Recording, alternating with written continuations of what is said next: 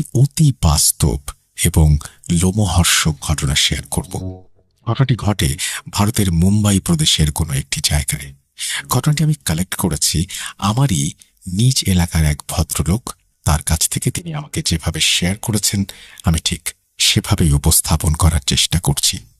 কিছু স্থানের নাম সঙ্গত কারণে গোপন রাখা হবে এবং তার জন্য আমি আগেই ক্ষমা চেয়ে নিচ্ছি। সো লিসেনার্স, আমি কথা না বাড়িয়ে সরাসরি ঘটনায় চলে যাচ্ছি। তার আগে বলে নিই, লেখায় অনাকাঙ্ক্ষিত ভুল ত্রুটি হলে সবাই ক্ষমা সুন্দর দৃষ্টিতে দেখবেন।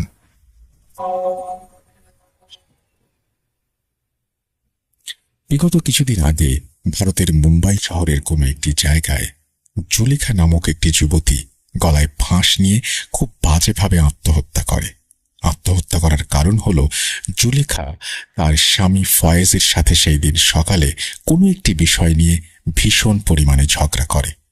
কথা কাটাকাটির একটি পর্যায়ে তার স্বামী ফয়েজ বাসা থেকে বের হয়ে যায় যাতে ঝগড়া থেমে যায়, কিন্তু কে জানত সে চলে যাওয়ার পর এমন একটি অঘটন ঘটবে। জুলেখা ছিল ভীষণ রাগী প্রকৃতির। তার স্বামী বাইরে চলে যাওয়ার পর সন্ধ্যা নাগাদ বাসার কোনো একটি গাছের উঁচু একটি ডালে জুলেখা গলায় ফাঁস নিয়ে আত্মহত্যা করে। তার স্বামী ফয়েজ আনুমানিক রাত 8টার দিকে বাসায় ফিরে আসে। মনে করে এতক্ষণে হয়তো তার স্ত্রীর রাগ কিছুটা কমেছে, কিন্তু সে বাসার ভেতরে ঢোকা মাত্রই কেন জানি তার সারা শরীরে এক অলৌকিক ভার অনুভব করে। মনে হচ্ছে যেন নিঃশ্বাস নিতে কষ্ট হচ্ছে। চারিদিকে কেমন একটা শুনশান নীরবতা, গুমট ভাব। বাসায় কোথাও কোনো আলোর চিহ্ন মাত্র নেই। বাসাটা যেন পুরোই খাঁ খাঁ করছে। বাসার ভেতরে থাকা গাছটির ওপর 3-4টা কাক কা কা করে চলেছে। ফয়েজ বলল, জুলেখা, জুলেখা, হাই জুলেখা। কিন্তু কোনো সারা শব্দ নেই। সে দৌড়ে ঘরের ভেতরে যায়। দরজাটা আগে থেকেই খোলা ছিল। ভেতরে গিয়ে সুইচ অন করে। এ কি, ঘর পুরোই ফাঁকা। এবার তার বুকের ভেতর ধড়ফড়ানি শুরু হয়ে যায়। সে উঠোনে থাকা সেই গাছটির নিচে এসে দাঁড়ায় এবং এদিক সেদিক জুলেখাকে খুঁজতে থাকে। এবার সে লক্ষ্য করে ওপর থেকে তার ঘাড়ের ওপর গরম কিছু তরল পদার্থ পড়ছে। ফয়েজ ঘাড়ে হাত দিয়ে হাত সামনে এনে চমকে যায়। এ কি, রক্ত! সে তার মাথাটা উঁচু করে ওপরে তাকাতেই এক ভয়ঙ্কর দৃশ্য দেখে চিৎকার করে ওঠে। সে দেখতে পায় তার স্ত্রী জুলেখা গলায় ফাঁস দিয়ে গাছের ডালে ঝুলন্ত অবস্থায় দুলছে। তার জিহ্বা অনেকটা বেরিয়ে এসেছে। তার চোখ দুটো টকটকে লাল বর্ণ ধারণ করেছে এবং বড় বড় করে সে তাকিয়ে আছে যেন এই বুঝি চোখগুলো বেরিয়ে আসবে। সেই সাথে প্লাস্টিকের শক্ত দড়ির চাপে জুলেখার গলা ছিঁড়ে তা থেকে টপ টপ করে রক্ত গড়িয়ে পড়ছে মাটিতে। এ যেন তার স্ত্রী নয়, বরং একটি স্বয়ং পিশাচিনী। তখন ফয়েজ বাইরে দৌড়িয়ে তার অতি পরিচিত কিছু মানুষদের ডাক দিয়ে নিয়ে আসে বাসায়। অল্প সংখ্যক লোক ডেকে আনার মূল কারণ হলো আসলে ফয়েজ এবং জুলেখা দুজনেই বাংলাদেশি। কিছু বছর আগে জীবিকা নির্বাহ করার জন্য ভারতের মুম্বাই শহরে তাদের আসল পরিচয় ও ধর্ম লুকিয়ে বিভিন্ন কাজকর্ম করত, আর তাদের গোটা পরিবার থাকে বাংলাদেশে। যাই হোক, কিছু সাহসী যুবক গাছটি থেকে জুলেখার মৃতদেহটি অনেক কষ্টে নিচে নামায়। তখন ফয়েজ সাথে সাথে বাংলাদেশে খবর পাঠায় এবং তাদের মেয়ের এই অবস্থার কথা জানলে পরিবারের সবাই শোকে ফেটে পড়ে এবং পরামর্শ দেয় যে যে কোনো মূল্যেই হোক তাদের মেয়ের লাশ দেশে আনতে হবে। এটা কিন্তু সহজ ব্যাপার না, কারণ তারা ভারত সরকারের নিয়ম ভঙ্গ করে ভারতে এতদিন অবস্থান করছিল। এবার ফয়েজ লোক ঠিক করতে থাকে তার স্ত্রীর লাশটাকে যেভাবেই হোক গোপনে দেশে পৌঁছে দেওয়ার জন্য, কিন্তু এই লাশ গোপনে কেউ নিতে রাজি হচ্ছিল না। অনেক খোঁজাখুঁজির পর সে কিছু লোককে পায়। তারা অনেক মোটা অঙ্কের টাকার বিনিময়ে রাজি হয়। সংখ্যায় তারা 4 জন। 4 জনই ছিল সুঠাম দেহের এবং অনেক সাহসী। তাদের 4 জনের নাম হাশেম, কালিদাস, মফিজ ও বাবু। তারা 4 জন সাথে ফয়েজ, মোট 5 জন মিলে এই লাশটিকে নিয়ে আসবে বাংলাদেশে। তাদের ভেতর সর্দারের দায়িত্ব পালন করবে কালিদাস নামক একজন ব্যক্তি। তারা যেহেতু লুকিয়ে আসবে, সেহেতু তাদের যাওয়ার শর্টকাট পথ নির্বাচিত হল। মুম্বাই শহর থেকে কয়েক কিলোমিটার দূরে গাড়িতে করে গিয়ে তারা থামবে। তারপর একটি বড় জঙ্গল সামনে পড়বে এবং সেই জঙ্গলটি দীর্ঘ সময় অতিক্রম করতে হবে কোনো যানবাহন ছাড়াই। জঙ্গলটি খুবই ভয়ঙ্কর। লোকমুখে এই জঙ্গলকে নিয়ে অনেক ভয়ঙ্কর ভয়ঙ্কর ঘটনা প্রচলিত আছে। রাতে কেন, দিনের বেলাতেও সেখানে কোনো মানুষ যাতায়াত করে না। যাই হোক, জঙ্গল শেষ করে একটা লং রুট তাদের যানবাহনে পাড়ি দিতে হবে। তার পরের চিন্তা ভাবনা পরে, কিন্তু মূল বিষয় হলো এই জঙ্গলটা পাড়ি দেওয়া সবচেয়ে ভয়ঙ্কর এবং কঠিন ব্যাপার। এবার তারা অনেক কষ্টে গোপনে একটি কফিন জোগাড় করে এবং তারই ভেতর সেই জুলেখার বিভৎস লাশটিকে রেখে দেয়। ততক্ষণে লাশটার অবস্থা আরও বিকৃত হয়ে গিয়েছে। তারা লাশটার কফিনের ভেতর রেখে কফিনের মুখটি পেরেক দিয়ে আটকে দেয়। লাশটি নিয়ে অনেক দূর পথ পাড়ি দিতে হবে। সব প্রস্তুতি শেষ করে লাশটি নিয়ে রওনা দিতে দিতে রাত 10টার মতো বেজে যায়। তারা লাশটি নেয়ার জন্য একটি অতি পরিচিত ছোট পিকআপ জোগাড় করে ফেলে। যেহেতু ছোট পিকআপ গাড়ি, সেহেতু গাড়ির ভেতর ড্রাইভারের পাশে একজন বসবে যে পথ দেখিয়ে নিয়ে যাবে, আর বাকি 4 জন গাড়ির পেছনে, অর্থাৎ গাড়ির ডালার ভেতরে বসবে। মাঝখানে রাখা হবে কফিনটিকে। কফিনটা শক্ত কাগজ দিয়ে ঢেকে রাখা হয় যাতে করে কেউ বুঝতে না পারে লাশ নিয়ে যাওয়া হচ্ছে। এইভাবে তারা সমস্ত পুলিশি ঝামেলা এড়িয়ে তাদের লাশ নিয়ে যাত্রা শুরু করে। কিছু সময় লাশটা নিয়ে যাওয়ায় খুব বেশি সমস্যা হয়নি, কিন্তু একটি বিষয় তারা 5 জনই খেয়াল করে যে কফিনটা কিছু সময় পর পর নড়ে নড়ে উঠছে। মনে হচ্ছে যেন ভেতরে কোনো বড় ধরনের পাখি আটকে গেছে।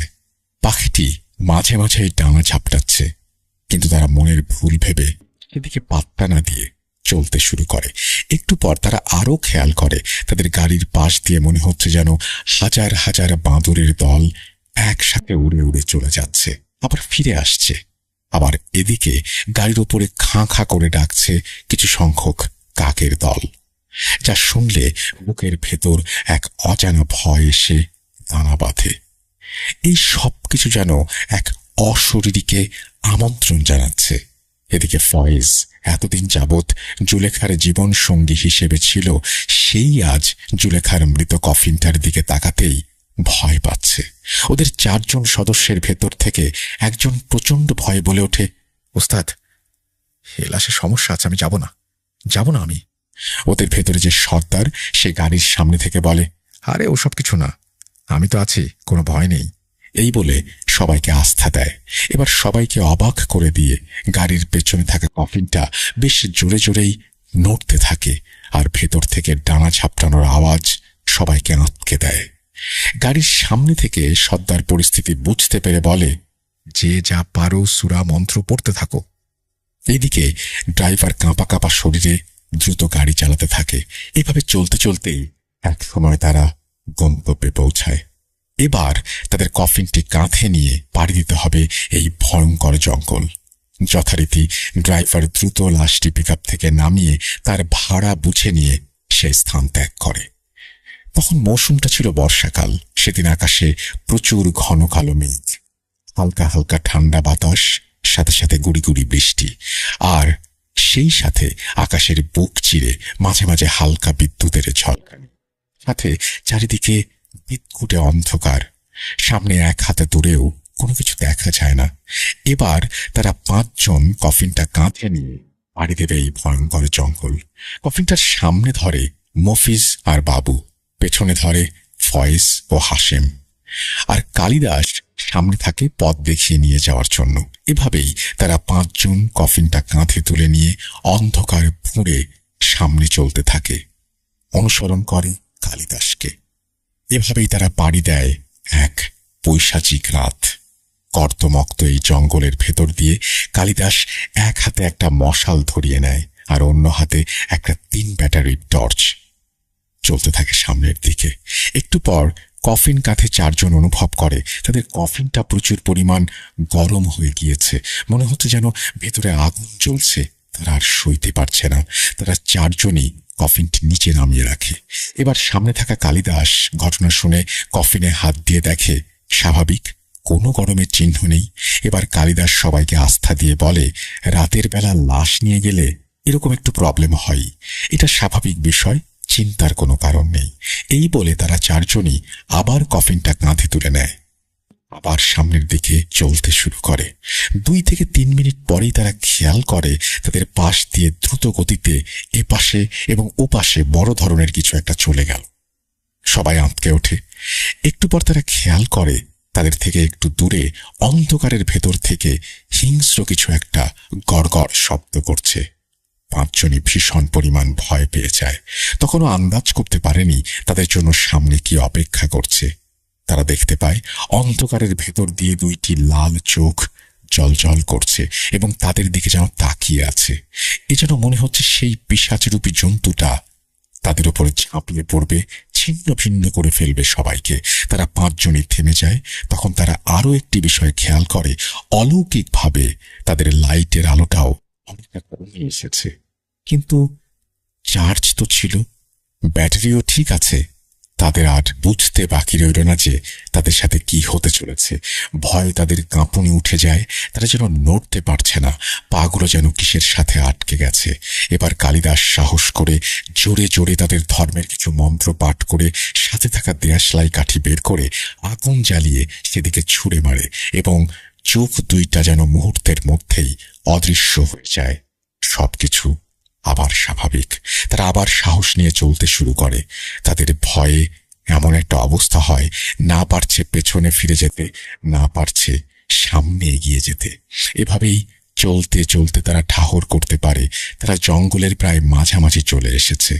তখন গভীর রাত, চারপাশ শুনশান নীরবতা, নিজেদের নিঃশ্বাস পর্যন্ত তারা শুনতে পাচ্ছে। তারা হঠাৎ খেয়াল করে পাশের বড় বড় গাছের ডালগুলো জোরে জোরে নড়ছে। মনে হচ্ছে যেন এক গাছ থেকে আরেক গাছে কিছু একটা লাফিয়ে লাফিয়ে চলছে। তারা দাঁড়িয়ে একটু খেয়াল করে দেখে তাদের থেকে সামনে একটা বড় গাছের নিচে বিশাল এক লোমশ অবয়ব, সারা শরীরে বড় বড় কালো লোম, যে কিনা দেখতে অনেকটা বাঁদরের মতো, বিশাল দেহের, আর মুখটা নেকড়ের মতো। তারা খেয়াল করে অবয়বটির গাল থেকে টাটকা লাল রক্ত গড়িয়ে পড়ছে মাটিতে। ভয় তাদের মেরুদণ্ড দিয়ে এক শীতল স্রোত বয়ে যায়। অবয়বটির দিকে কালিদাস লাইট মারতেই সেটি তাদের মাথার উপর দিয়ে উড়ে ভয়ঙ্কর আওয়াজ করে অন্ধকারে মিলিয়ে যায়। এবার তারা কফিন নিয়ে আর সামনের দিকে যেতে সাহস পায় না। তারা এবার তাদের পাশ থেকে একটা চাপা কান্নার আওয়াজ শুনতে পায় এবং এত ভয়ঙ্কর সেই কান্নার আওয়াজ যা শুনে তাদের বুক কেঁপে ওঠে। এইদিকে তারা খেয়াল করে তাদের সারা শরীর লাল রক্তের মতো কিছুতে ভরে গেছে। একটু ভালো করে খেয়াল করে তারা দেখে তাদের কফিন থেকে টাটকা লাল রক্ত গড়িয়ে গড়িয়ে তাদের কাঁধে এসে পড়ছে এবং এটা দেখে তারা প্রচুর ভয় পেয়ে যায় এবং কালিদাস বলে, তোমরা কোনো দিকে পাত্তা না দিয়ে দ্রুত চলতে থাকো। কিন্তু ভয়ে কেউ চলতে পারছে না সামনের দিকে। এবার তারা চলতে চলতে পেছন থেকে শুনতে পায় এক পৈশাচিক হাসি যা পুরো জঙ্গলটাকে কাঁপিয়ে তুলছে। তারা আর সহ্য করতে পারছে না। পেছন থেকে হাসিম বলে, আমি সবার নিতে পারছি না, সবাই চলো পালাই। কালিদাস বলে, চুপ, সবাই চুপ থাকো, সূরা মন্ত্র যে যা পারো পড়ো। তারা এবার কিছুটা আন্দাজ করে। তারা আস্তে আস্তে তাদের নির্দেশনা অনুযায়ী পথে না গিয়ে জঙ্গলের আরো গভীরে অর্থাৎ ভুল পথে ঢুকে পড়েছে। তারা দেখে তাদের সামনে একটি বড় খালের মতো জায়গা। এটি ম্যাপে ছিলই না, যার কারণে তারা ঠাহর করতে পারেনি তারা আসলে কোন পথে যাচ্ছে। খালের পাশ থেকে হাজারো শেয়ালের ডাক। ভাবুন তো, এরকম একটা ভয়ঙ্কর জঙ্গলের ভেতর দিয়ে কফিন কাঁধে 5টা প্রাণী চলছে, কেমন লাগবে তখন? এবার তারা খালের পাশ কাটিয়ে যাওয়ার সময় অনুভব করে তাদের কফিন ভেতরে নড়ছে। এবার তারা ভীষণ ভয় পায় এবং সেই সাথে কেউ কোনো কিছু চিবিয়ে খেলে যেমন কর্মর একটা আওয়াজ হয় সেরকম একটা আওয়াজ শুনতে পায়। এবার মনে হচ্ছে যেন ভেতর থেকে লাশটি বেরিয়ে আসতে চাচ্ছে। প্রচন্ড ধস্তাধস্তি। তারা চিৎকার দিয়ে কফিনটি কাঁধ থেকে একটু দূরে সামনের দিকে ছুঁড়ে ফেলে দেয় এবং বেশ খানিকটা দূরে পিছিয়ে আসে। এবার তারা খেয়াল করে কফিনের ভেতর থেকে একটা গোঙানির আওয়াজ। আবার সেটা থেমে গিয়ে চাপা শব্দ। কফিনের সামনে তাকিয়ে তারা যা দেখতে পায় তা দেখার জন্য মোটেও প্রস্তুত ছিল না। বিশাল একটা লোমশ প্রাণী, যার মাথা নেই, হাতের ইশারায় সে ওদের ডাকছে। এদিকে কফিনটি যেন ভেঙে চলে যাচ্ছে, কফিনের মুখটি ভেঙে চুরে খুলে যাচ্ছে, পেরেকগুলো সরে যাচ্ছে। পাঁচজনই দেখতে পায় কোথা থেকে বিশাল দুইটি লোমশ প্রাণী, মুখটা অনেকটা মানুষের মতো, তারা কফিনের ভেতরে মুখ ঢুকিয়ে লাশটি খাচ্ছে। হঠাৎ বিদ্যুতের ঝলকানিতে স্পষ্ট তারা এই দৃশ্য দেখে। পিশাচরূপী প্রাণী দুইটি তাদের দিকে দৃষ্টি নিয়ে তাকায় এবং গড় গড় শব্দ করতে থাকে। এবার কালিদাস বলে, প্রাণ বাঁচাতে চাইলে সবাই পালাও। এই বলে তারা চিৎকার করতে করতে যে যেদিকে পারে ছুটতে থাকে। তারা খেয়াল করে তাদের পেছন পেছন সেই অবয়বরূপী প্রাণীগুলো দৌড়াচ্ছে আর গড় গড় করছে। সে সাথে শুনতে পাচ্ছে সেই পৈশাচিক হাসি। এরই মধ্যে প্রচুর পরিমাণ ঝড় বৃষ্টি শুরু হয়ে গিয়েছে, জোরে জোরে বাতাস বইছে। তারা প্রাণ বাঁচানোর শেষ আশা নিয়ে অন্ধকারের ভেতর দিয়ে দৌড়াচ্ছে তো দৌড়াচ্ছেই, পথ যেন আর শেষ হয় না। কালিদাস আর ফয়েজ একসাথে দৌড়াচ্ছে। মুহূর্তেই পেছন থেকে তাদেরই একজন সঙ্গীর করুণ এবং ভয়ানক আর্তনাদ ভেসে আসে। মনে হচ্ছে যেন কেউ তাকে জ্যান্ত চিবিয়ে খেয়ে ফেলেছে। তারা আরো ভয় পেয়ে যায়। ভাবতে থাকে আজই হয়তো শেষ দিন, তারা হয়তো ভয়ঙ্কর কোনো পিশাচের শিকার হতে যাচ্ছে। ছুটছে তো ছুটছেই। এদিকে কালিদাস অনুভব করে পাটা কেউ যেন বড় বড় নখ দিয়ে খামচে ধরেছে। তাও সে জীবনের শেষ আশা নিয়ে নিজের শরীরের সব শক্তি দিয়ে দৌড়ের গতি আরো বাড়িয়ে দেয়। মনে হচ্ছে তার পা থেকে একগুচ্ছ মাংস উঠে গেল। সে যন্ত্রণায় চিৎকার করতে থাকে। এদিকে ফয়েজ দূর থেকে একটা আলোর আভাস দেখে এবং বলতে থাকে, দয়া করে আমাকে কেউ বাঁচান, দয়া করে আমাকে কেউ বাঁচান। বলতে বলতে সে আলোর মধ্যে গিয়ে অজ্ঞান হয়ে যায়। সকালে যখন ফয়েজের জ্ঞান ফেরে তখন সে নিজেকে আবিষ্কার করে মুম্বাই শহরের একটা হাজতে। তখন সে একজন পুলিশের কাছে জানতে চায় তার বাকি 4 জন সঙ্গীর কথা। পুলিশ জানায় কাল গভীর রাতে যখন জঙ্গলের রোড দিয়ে তারা আসছিল তখন চিৎকার শুনতে পেয়ে গাড়ি থামায়। ফয়েজ গাড়ির সামনে এসে অজ্ঞান হয়ে যায়।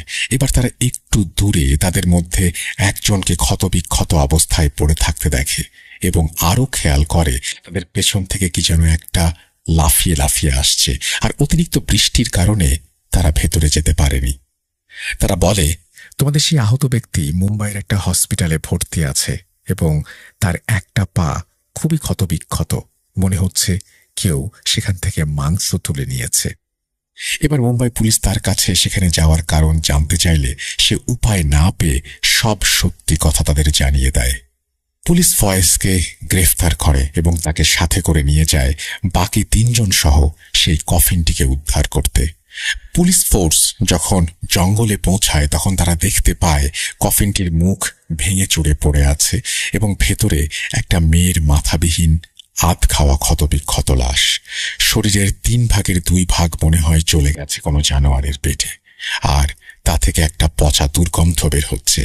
তার থেকে একটু পাশে ছড়িয়ে ছিটিয়ে আছে আরো একটি মৃতদেহ। দেখে অনুমান করা যায় এটি হাশেমের দেহ। তারই কিছু সামনে এগোতেই দেখা মেলে আরো একটি মৃতদেহ, যে লাশটি শনাক্ত করা যায় মফিজের, কিন্তু শরীরে কোনো আঘাতের চিহ্ন নেই। সবকিছু দেখে একটা জিনিস স্পষ্ট হয়ে যায়, এটা কোনো মানুষের কাজ হতে পারে না, হতে পারে কোনো জন্তুর বা অলৌকিক কিছুর। অন্যদিকে হাজার চেষ্টা করেও বাবুর কোনো সন্ধান মেলে না। পুলিশ সেই ডেড বডিগুলো একত্রে করে সেখানকার একটি শ্মশানে তাদেরকে জ্বালিয়ে দেয় এবং ফয়েজ ও কালিদাসকে কারাবন্দী করে এবং চড়া শাস্তির ব্যবস্থা করা হয়। অন্যদিকে পুলিশ তাদের ইনভেস্টিগেশন চালিয়ে যায়। বাবুর কোনো খোঁজ এই পর্যন্ত পাওয়া যায়নি। তো এই ছিল ঘটনা। এটা 100% সত্যি একটি ঘটনা। আপনি চাইলে আমি আপনাকে ঘটনার প্রমাণ হিসেবে কালিদাসের পায়ের ক্ষতবিক্ষত ছবিও শেয়ার করতে পারি। আর ঘটনাটি আমাকে শেয়ার করেছে বাংলাদেশ থেকে স্বয়ং ঘটনার ভুক্তভোগী জুলেখার বাবা। তারপরেও বরাবরের মতো রাসেল ভাই যেটা বলেন আমি সেটাই বলতে চাই, বিশ্বাস করা বা না করা সম্পূর্ণ আপনাদের ব্যাপার। আর একটা ছোট রিকোয়েস্ট, আমার প্রিয় মানুষটি ভূত.com শুনতে খুবই পছন্দ করে। এবং সেই আমাকে স্টোরি পাঠানোর জন্য অনেক উৎসাহ দিয়ে থাকে। সে হয়তো এই মুহূর্তে স্টোরিটা শুনছে। প্লিজ আপনার তরফ থেকে তাকে একটা ধন্যবাদ জানিয়ে দেবেন। ধন্যবাদ জানিয়ে দিলাম। এবং তারপর তিনি লিখছেন, ঘটনাটি যদি সিলেক্টেড হয় অবশ্যই জানানোর অনুরোধ রইল। এই বলেই তিনি তার ঘটনা শেষ করেছেন। ঘটনাটি অন্যরকম, এবং তিনি কিন্তু শেষে বলেছেন যে ঘটনাটি 100% সত্য, এবং জুলেখার বাবা, যিনি নিজেও একজন ভুক্তভোগী, তার কাছ থেকে এই ঘটনাটি শোনা। আমি সেই কারণে অনেক চিন্তা ভাবনা করে ঘটনাটি পড়লাম, তবে বিশ্বাস করা বা না করার ভার আপনাদের ওপরেই ছাড়লাম। আমি কোনো মন্তব্য করতে চাই না এই স্টোরিটি নিয়ে। তবে একটা জিনিস মনে রাখবেন, ঘটনার শুরুতেই কিন্তু তিনি বলেছেন যে স্থান, কাল, পাত্র বা চরিত্রের নাম এগুলো কাল্পনিক, অর্থাৎ সঠিক জায়গার নাম আমরা জানতে পারছি কিনা সেই বিষয়ে ভেবে দেখতে হবে। তবে ঘটনা যেটা ঘটেছে, যদি এটা ঘটে তাহলে নিঃসন্দেহে এটা ভীষণ ভীষণ ভীষণ ভয়। আমরা চলে যাচ্ছি আমাদের পরবর্তী ঘটনায়।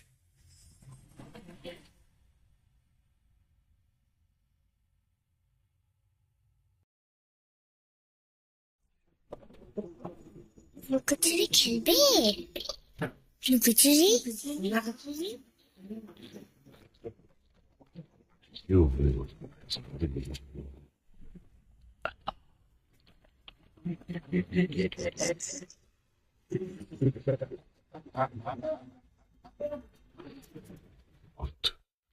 .com. Fear returns. Welcome back. আশা করছি আপনারা সবাই ভালো আছেন এবং ভালোর দলে আছেন। আমিও ভালো আছি আর ভালোর দলে আছি। এখন যে ঘটনাগুলো শোনাবো সেই ঘটনাগুলো একটু অন্যরকম, কারণ আপনারা সবাই জানেন যে আমরা বেশ কিছুদিন ধরে ফেসবুকে বলছিলাম যে কারা আমাদের সাথে ঘটনা পড়তে আগ্রহী, অর্থাৎ আমি যেমন ঘটনা পড়ি সেরকম ঘটনা পড়তে আগ্রহী। কারণ আমাদের কাছে অসংখ্য ঘটনা আসে, অনেক ঘটনা প্রচার করতে অনেক সময় লেগে যায়। সেই কারণেই আমরা চাচ্ছিলাম নতুন কিছু কণ্ঠস্বর। আমরা পেয়েও গেছি। তাদের মধ্যে একজন জুবায়ের, এবং জুবায়ের আজকে আমাদের বেশ কিছু ঘটনা পড়ে শোনাবেন। চলুন কথা না বাড়িয়ে শুরু করা যাক।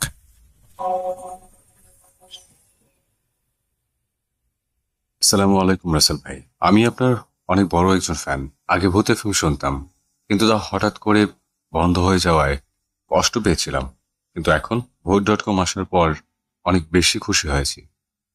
বলে রাখা ভালো ভাই, এটাই আমার পাঠানোর প্রথম ঘটনা। লেখার অভ্যাস নেই, ভুল ত্রুটি ক্ষমা সুন্দর দৃষ্টিতে দেখবেন। আর কথা বাড়াবো না, সরাসরি ঘটনায় চলে যাচ্ছে। ঘটনাটির সময় 2011 সাল। সে সময় আমি কওমি মাদ্রাসায় হিফজ বিভাগে পড়তাম। দিনকাল ভালোই যাচ্ছিল খেলাধুলার মধ্য দিয়ে, কিন্তু হঠাৎ এক রাত আমাদের সব আনন্দ ছিনিয়ে নিল। আমরা বললাম এই জন্য যে আমার সাথে আমার বন্ধু শাহজাহানও ছিল। ঘটনার রাত। বলে রাখা ভালো, আমাদের হুজুর একজন কবিরাজ ছিল, আর তার সাথে আমি সবসময় থাকতাম। কিন্তু ওই দিন একটা কাজের জন্য শাহজাহানকে সাথে নিয়েছিলাম। কাজটা হলো হুজুরের একটা তদবিরের জন্য স্রোতের নদীর পানি লাগবে। তাই আমরা দুজন যাচ্ছি নদীর দিকে। রাত তখন আনুমানিক 2টা থেকে 3টা। আমাদের কাছে একটা টর্চ লাইট ছিল। নদীর দিকে যেতে হলে পথের মধ্যে একটা প্রাচীন কবরস্থান, একটা বার্সার, একটা বিশাল ঘন বাগান পড়ে। আমরা গল্প করছি আর পথ চলছি। আর শাহজাহান ছিল একটু ভীতু টাইপের। আমরা যেই পথ দিয়ে হাঁটছি তা দিয়ে পাশাপাশি দুজন হাঁটা যাচ্ছিল না। তাই শাহজাহান বলল, তুই আগে হাঁট, আমি তোর পিছু পিছু হাঁটছি। এভাবে মিনিট 10 হাঁটার পর যখন আমরা কবরস্থানের কাছে এলাম, তখন শাহজাহান চিৎকার করে আমাকে জড়িয়ে ধরল। আমিও ভয় পেয়ে গেলাম। আমি ওকে বসতে না দিয়ে বললাম, কিরে কি হয়েছে তোর? ও আমাকে দূরের একটা তাল গাছ দেখালো, যেখানে একটা লাল শাড়ি পরা কেউ ঝুলে আছে। আমি ওকে অভয় দিয়ে বললাম, আরে ও কিছু না, ওটা তাল গাছে শুকনো পাতা, চল নদীর দিকে চল। এরপর আবার পথ চলা শুরু করি। যখন বাঁশঝাড়ের কাছাকাছি আসি তখন আমরা পাশাপাশি হাঁটছি। এবার আমি দেখছি বেশ খানিকটা দূরে বাঁশঝাড়ের মাঝখানে কারা যেন বসে কি সব বলা বলি করছে, কিন্তু কি বলছে বুঝতে পারছি না। আমি ভাবলাম চোর ডাকাত হবে, যেহেতু নদীর ওই পারে ইন্ডিয়ার বর্ডার। আমি শাহজাহানকে দেখালাম, পেশাটাও ভয় পেয়ে গেল আর আমাকে বলল, চল ভাই ফিরে যাই। একটু পর ওইদিকে লক্ষ্য করে দেখি কেউ নেই। ভাবলাম চলে গেছে। এভাবে বাগান পেরিয়ে নদীর তীরে আসলাম আর আমি পানি নিতে নামলাম। আর তখন থেকে হঠাৎ করে ঝড় শুরু হয়ে গেছে। গাছগাছালির ডালপালা ভেঙে ভেঙে পড়ছে। যেহেতু হুজুর আমাকে বলছিল এসব হতে পারে, তুই কোনো খেয়াল করবি না, আমি কোনো দিকে ভ্রুক্ষেপ না করে কলসি যেই নদীতে ডুবিয়েছি ঠিক তখনই শাহজাহানের চিৎকার। আমার ওর কথা মনেই ছিল না। ও বলছে, ভাই আমাকে ধরো ভাই, ওরা আমাকে নিয়ে যাচ্ছে। আমি কলসি ফেলে রেখেই ওকে ধরতে গেলাম, কিন্তু ওরা কারা যেন খুব জোরে টেনে নিয়ে একটা গাছের গোড়ায় ফেলে দিল। আমি ওর কাছে গিয়ে জ্ঞান ফেরানোর চেষ্টা করি, কিন্তু হঠাৎ করেই ও আমার গলা টিপে ধরে আর আমার দিকে তাকিয়ে আমাকে একটা বিশ্রী হাসি দিয়ে বলল, কিরে পানি নিবি, আমাকে মারবি, এত সহজ? এবার তোকে কে বাঁচায় আমি দেখছি। কি ভাবছেন ঘটনা শেষ? না, বরং এখান থেকেই ঘটনা শুরু। এবার ও আমাকে খুব জোরে ধাক্কা দিয়ে অনেক দূরে ফেলে দেয়। আমি অনেক চিৎকার করার চেষ্টা করেও পারছি না, গলা থেকে যেন কোনো আওয়াজ বের হচ্ছে না। এবার আমি মাটি থেকে উঠে অন্ধকারের কোনো একদিকে দৌড় দিলাম। আমার তো দোয়া দৌড় মুখস্থ, কিন্তু তা আমি পড়তে পারছি না। এভাবে দৌড়াচ্ছি আর পেছন থেকে সেই পৈশাচিক হাসি আর বিভৎস গলায় আমাকে বলছে, পালাবি কোথায়, আজকে তো শেষ দিন। এই বলেও আমার সামনে চলে আসলো আর আবার আমার গলা টিপে ধরলো আর বলতে লাগলো, তাজা রক্ত কতদিন খাই না, আজ খাবো। এই কথা বলে সে আমার গলা ছেড়ে দিয়ে দুই পা ধরে কয়েকবার ঘোরালো আর দূরে ফেলে দিল। আমি ভাবছি আমি কেন অজ্ঞান হচ্ছি না। এবার আর আমার নড়াচড়া করার শক্তি নেই, চুপচাপ শুয়ে আছি আর মনে মনে ভাবছি আজই আমার শেষ দিন। ঠিক তখনই দূরে কোনো এক মসজিদ থেকে ফজরের আজান ভেসে আসলো আর ওই পিচাসটা বলল, আজ বেঁচে গেলি, কিন্তু বেশি দিন নেই তোর হাতে, আমি আবার আসবো। আমি ফ্যাল করে তাকিয়ে রইলাম আর মনে মনে আল্লাহকে ডাকতে লাগলাম। এত কিছু হওয়ার পরেও আমি জ্ঞান হারাইনি। আমি চোখের সামনে সূর্য উঠতে দেখলাম আর খানিক বাদে কয়েকজন লোককে দেখলাম। তারা আমার কাছে এলো, এসে আমাকে বলল, তুমি এখানে এই অবস্থায়, তোমাকে ডাকাত বা সন্ত্রাসরা কি ফেলে রেখে দিয়েছে? আমি কিছু বলতে পারলাম না। তারা আমাকে ধরাধরি করে একটা বাড়িতে নিয়ে গেল। ডাক্তার ডেকে আনলো। ডাক্তার বলল আমার দুই পা ভেঙে গেছে। আমাকে কিছু ওষুধ আর একটা ইঞ্জেকশন দিয়ে চলে গেল। খানিক বাদে আমি ঘুমিয়ে গেলাম। ঘুমের ভেতরে স্বপ্ন দেখলাম একটা অবয়ব, মুখটা কালো কাপড়ে ঢাকা। সে আমাকে বলছে, কিরে তোর বন্ধুকে বাঁচাবি না? আমরা রক্ত দিয়ে মামদ বানাবো। আর কি ভেবেছিস তুই বেঁচে গেলি? তোকে ইফরিত কখনোই ছাড়বে না। আমি চিৎকার দিয়ে ঘুম থেকে উঠে পড়লাম। উঠে দেখি, এ কি, আমি কোথায়? কোথায় ঘর? এটা তো একটা বিশাল বন, চারদিকে বড় বড় গাছপালা আর তার মাঝে আমি। অন্ধকার নেমে আসছে। আমি দৌড়াদৌড়ি পড়তে থাকলাম। একটু পরে দেখি কয়েকজন লোক এদিক দিয়ে আসছে। আমার খুব ভয় করছে। আমি ভাবলাম কোনো জিন হয়তো। তারা তিনজন ছিল। তাদের একজন আমার কাছে আসলো, এসে বলল, তুমি কাজটা ঠিক করোনি, তুমি তাদের ঘর বন্ধ না করলেও পারতে। ঘর বন্ধ এবং কার ঘর আপনাদের জানতে ইচ্ছে করে নিশ্চয়ই।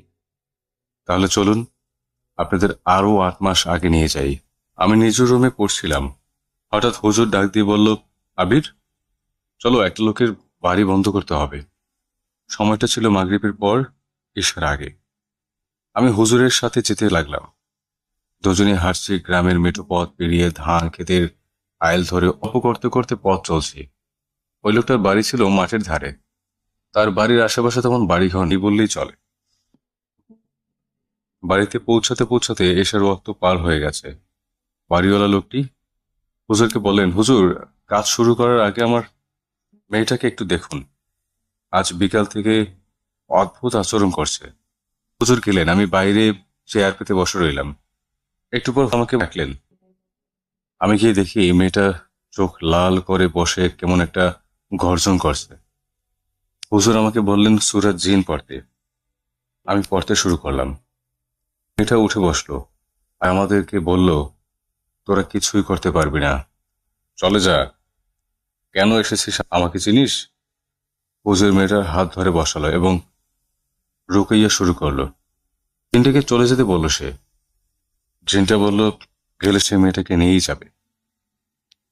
একসময় জিনটা যেতে রাজি হয়, কিন্তু একটা ছাগল দাবি করে।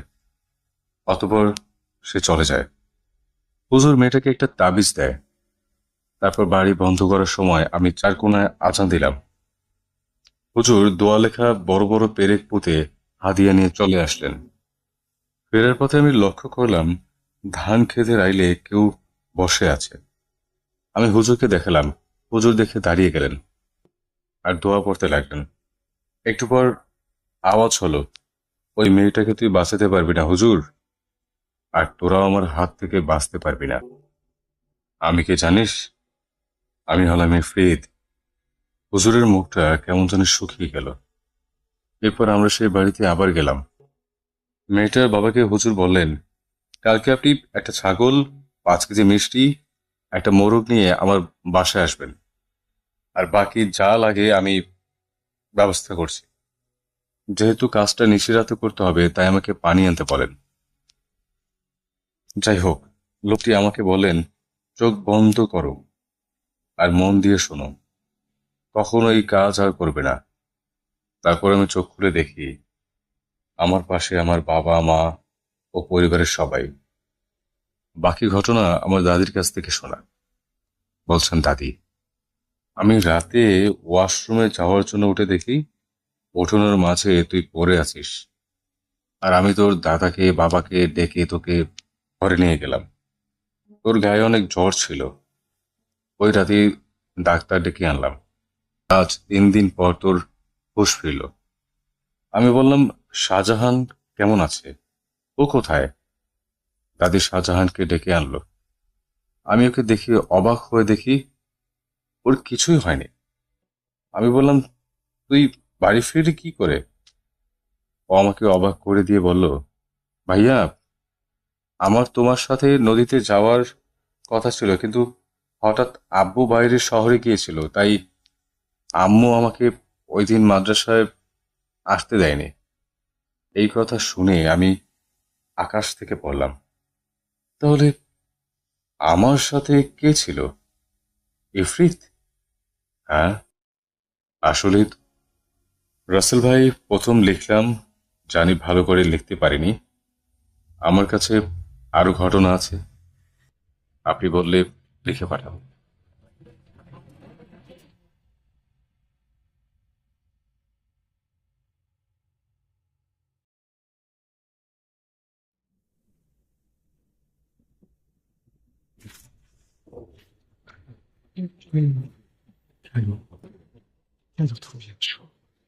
আমি শুধু তোমার সাথেই থাকতে চাই।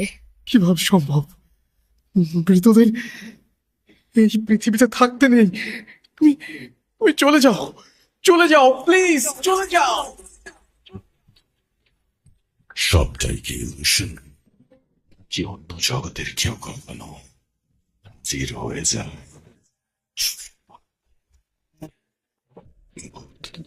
.com welcome back. আপনাদের সবাইকে স্বাগত জানাচ্ছি আমি রাসেল। আশা করছি আপনারা সবাই ভালো আছেন এবং ভালোর তলে আছেন। আমিও ভালো আছি এবং ভালোর তলে আছি। যেভাবে লেখা আছে আমি সেভাবেই পড়ে শোনাচ্ছি। আমি কামরুল হুদা সুমন, গাইবান্ধা জেলা থেকে লিখছি। সম্পূর্ণ নিজের সাথে ঘটে যাওয়া একটা বাস্তব ঘটনা জানাবো আপনাদের। ভালো লাগলে পড়ে শোনাবেন। আমার কাছে এমন কিছু ঘটনা আছে যা আমি পাঠাতে চাই, কিন্তু সাহস করে উঠতে পারি না। শোনাবেন কিনা এই ভেবে। যদি পড়ে শোনান তাহলে অবশ্যই এবং পড়ে শোনালে আমাকে অবশ্যই জানাবেন। তারপরে তিনি তার ফোন নাম্বার এবং তার ফেসবুক ইউজার নেম দিয়েছেন। চলে যাচ্ছি ঘটনায়।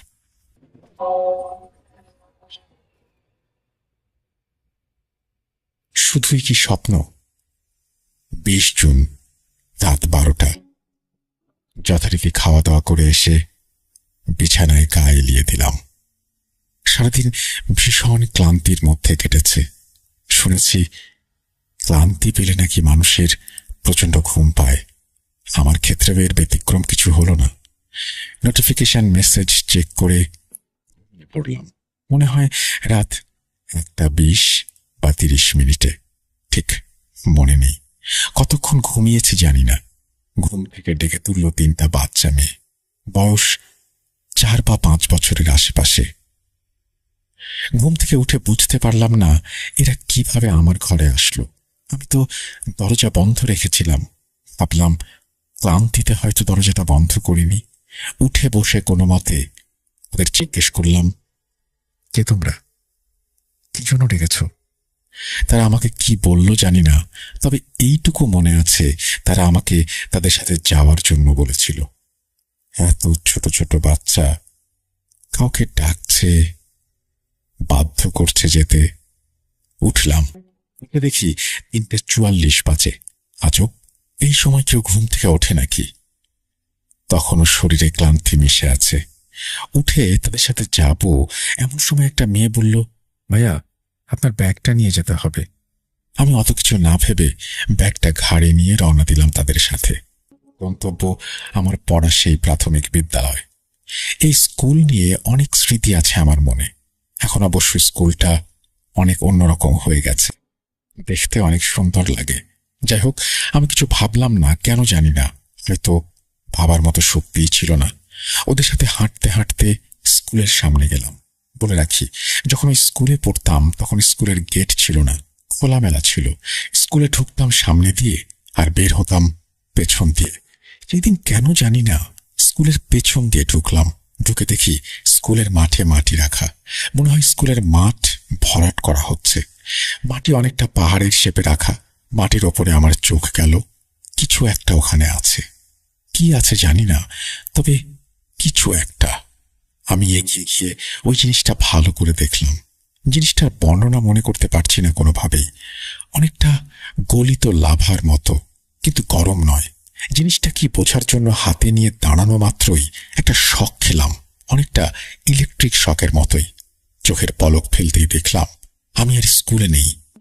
কোন জায়গা সেটা বুঝতে পারছি না। চারিদিকে অন্ধকার, প্রচন্ড অন্ধকার, আশেপাশে অনেক চিৎকার।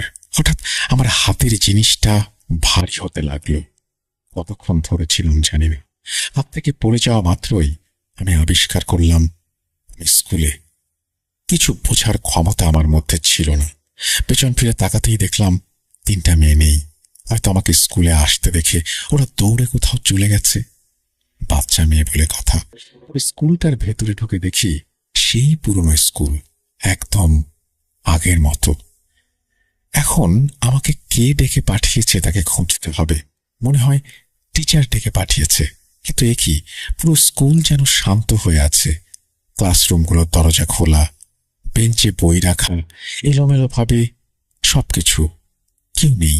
অফিসের দিকে এগিয়ে যাচ্ছি আর ভাবছি কি হচ্ছে সব, কি হচ্ছে আমার সাথে। ভেবে কোনো কিছুই কুল কিনারা পাচ্ছি না। গেলাম অফিস কক্ষের দিকে। দরজাটা খোলা। ভেতরে ঢুকে দেখি প্রধান শিক্ষক টেবিলে মাথা দিয়ে ঘুমোচ্ছেন। এরকম হওয়ার কথা না, তাই গিয়ে ডাকলাম ওনাকে।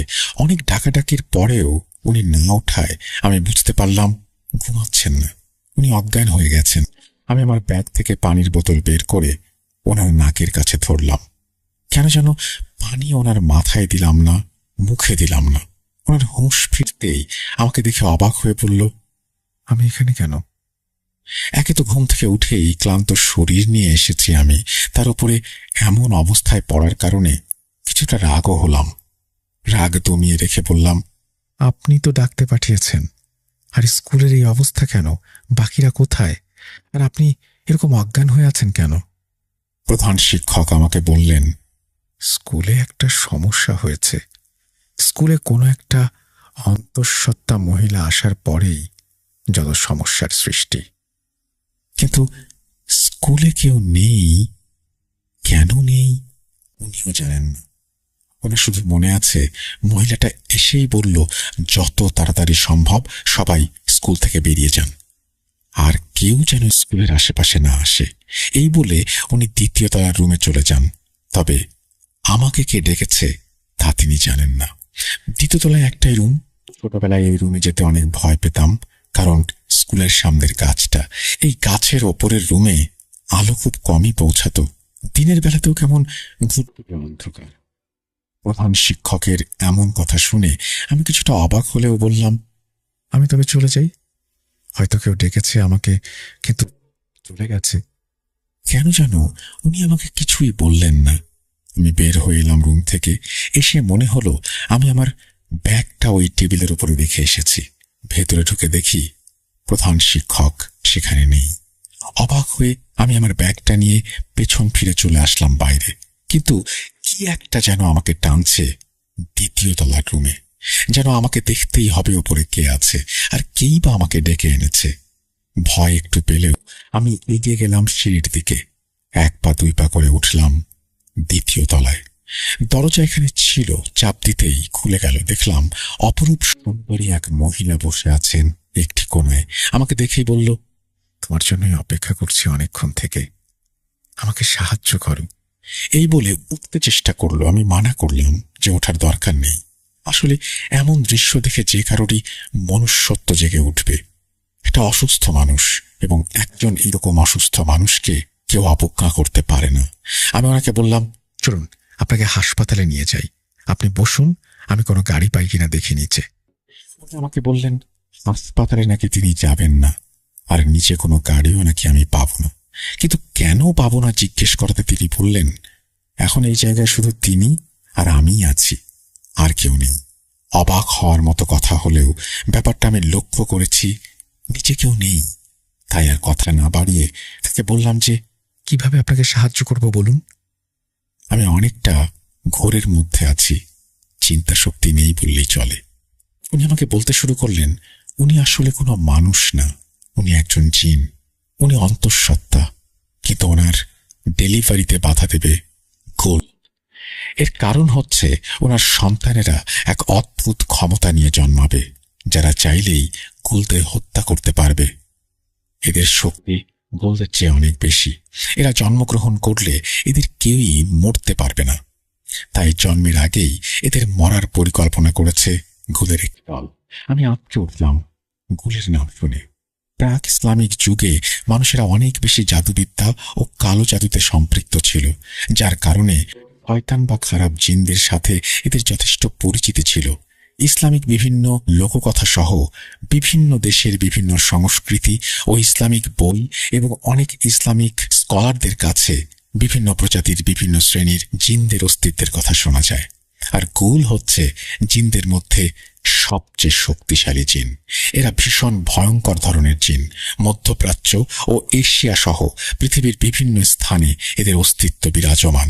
এদেরকে যে সকল স্থানে দেখা যায় সেই সকল স্থানে এদের অস্তিত্ব বেশিরভাগ ক্ষেত্রে লক্ষ্য করা যায় কবরস্থানে। হ্যাঁ, এই কবরস্থানে বেশিরভাগ ক্ষেত্রে এদের অস্তিত্ব মেলে। আর এই স্থানটিকে আমরা অনেকেই পবিত্র বলেই জানি। আমরা মনে করি কবরস্থানে কোনো খারাপ কিছু ঘটতে পারে না। মুসলমানদের কবরস্থান অবশ্যই একটা পবিত্র স্থান, তবে সবসময়ের জন্য কি? রাতের অন্ধকারে, ভর দুপুরে, সন্ধ্যের আগে? আমি জানি না। গোলদের প্রধান ও পছন্দের খাবারের মধ্যে অন্যতম হল মানুষের লাশ। এরা মানুষের রক্ত ও মাংস খেতে পছন্দ করে। অনেক সময় কবর থেকে তাজা লাশ উঠিয়ে খায়। লাশবাহী যানবাহনে মাঝে মাঝে এদের দেখা যায়।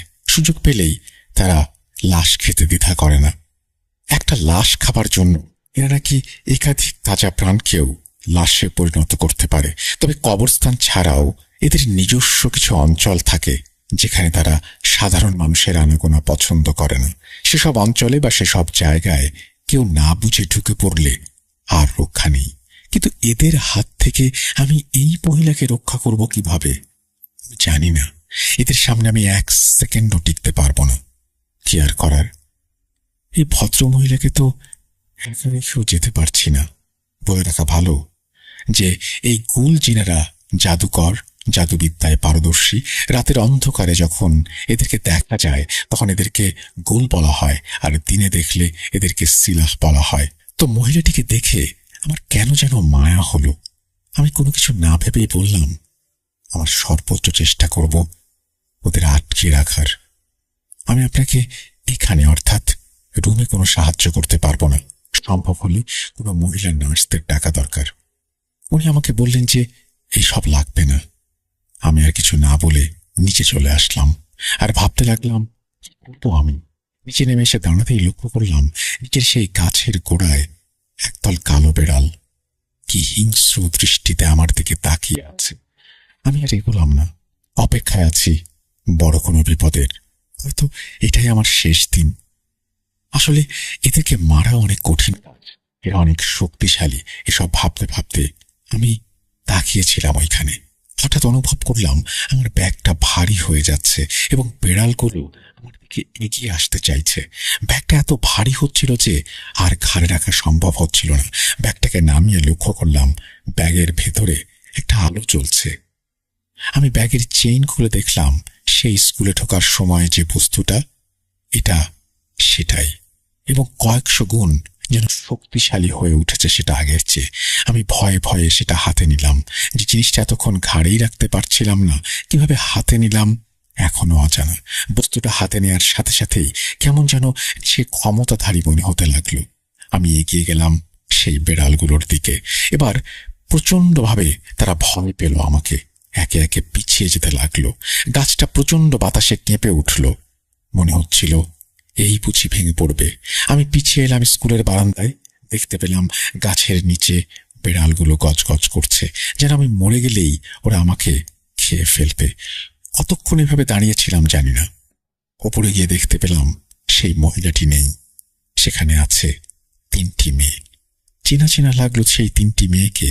হ্যাঁ, এরাই তো আমাকে ডেকে নিয়ে এসেছিল বাসা থেকে। কোনো কিছু বুঝে ওঠার আগেই প্রচণ্ড আলোর ঝলকানি এসে লাগলো চোখে। চোখ বন্ধ করে ফেললাম। চোখ খোলার সাথে সাথে আমি অবাক হয়ে দেখলাম আমি আমার বিছানাতেই।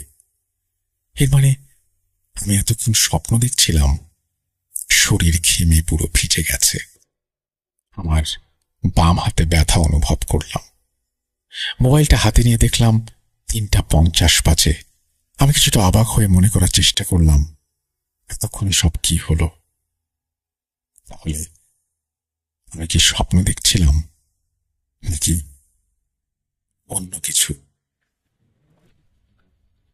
এই বলে তিনি তার ঘটনা শেষ করেছেন। আমার মনে হয় যে এটা পুরোপুরি স্বপ্নই হবে, তবে স্বপ্নটা ভয়ঙ্কর বলেই আমি পড়লাম। এবং এই স্বপ্নটা আপনি দেখেছেন সত্যির মতো করেই, এই জন্য হয়তো এটা আপনার মনে দাগ কেটেছে। যাই হোক, আমরা চলে যাব আমাদের পরবর্তী ঘটনা।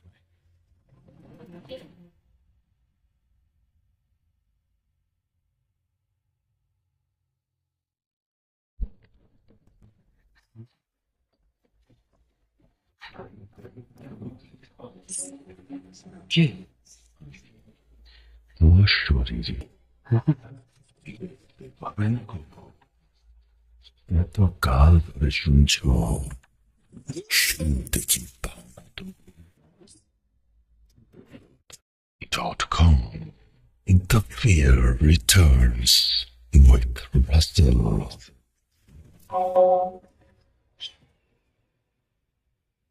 সালটা 1988। স্থান নোয়াখালীর এক প্রত্যন্ত গ্রাম বারুইপাড়া। চারপাশে ধান ক্ষেত, কিছু কাঁচা ঘর বাড়ি, আর বিকেলের পরেই যেন গ্রামটা নিস্তব্ধ হয়ে যেত। এই গ্রামে জন্ম নিয়েছিল আমার বড় ভাই রাব্বি। তখন রাব্বি জন্মায়নি। এই গল্পটা আমি জানি আমার মার মুখ থেকে। এক রাতে যখন বাতাসের টিনে চাল কাঁপছিল, গাছের ডাল মরমর করছে, বাইরে তীব্র ঝড়, মাঝে মাঝে শেয়াল ডেকে উঠছে তীব্র ক্ষুধায়, হুক্কা হুয়া হুক্কা হুয়া হুক্কা হুয়া, তখন মা আমাকে এই ভয়ঙ্কর স্মৃতির কথা বলেছিলেন।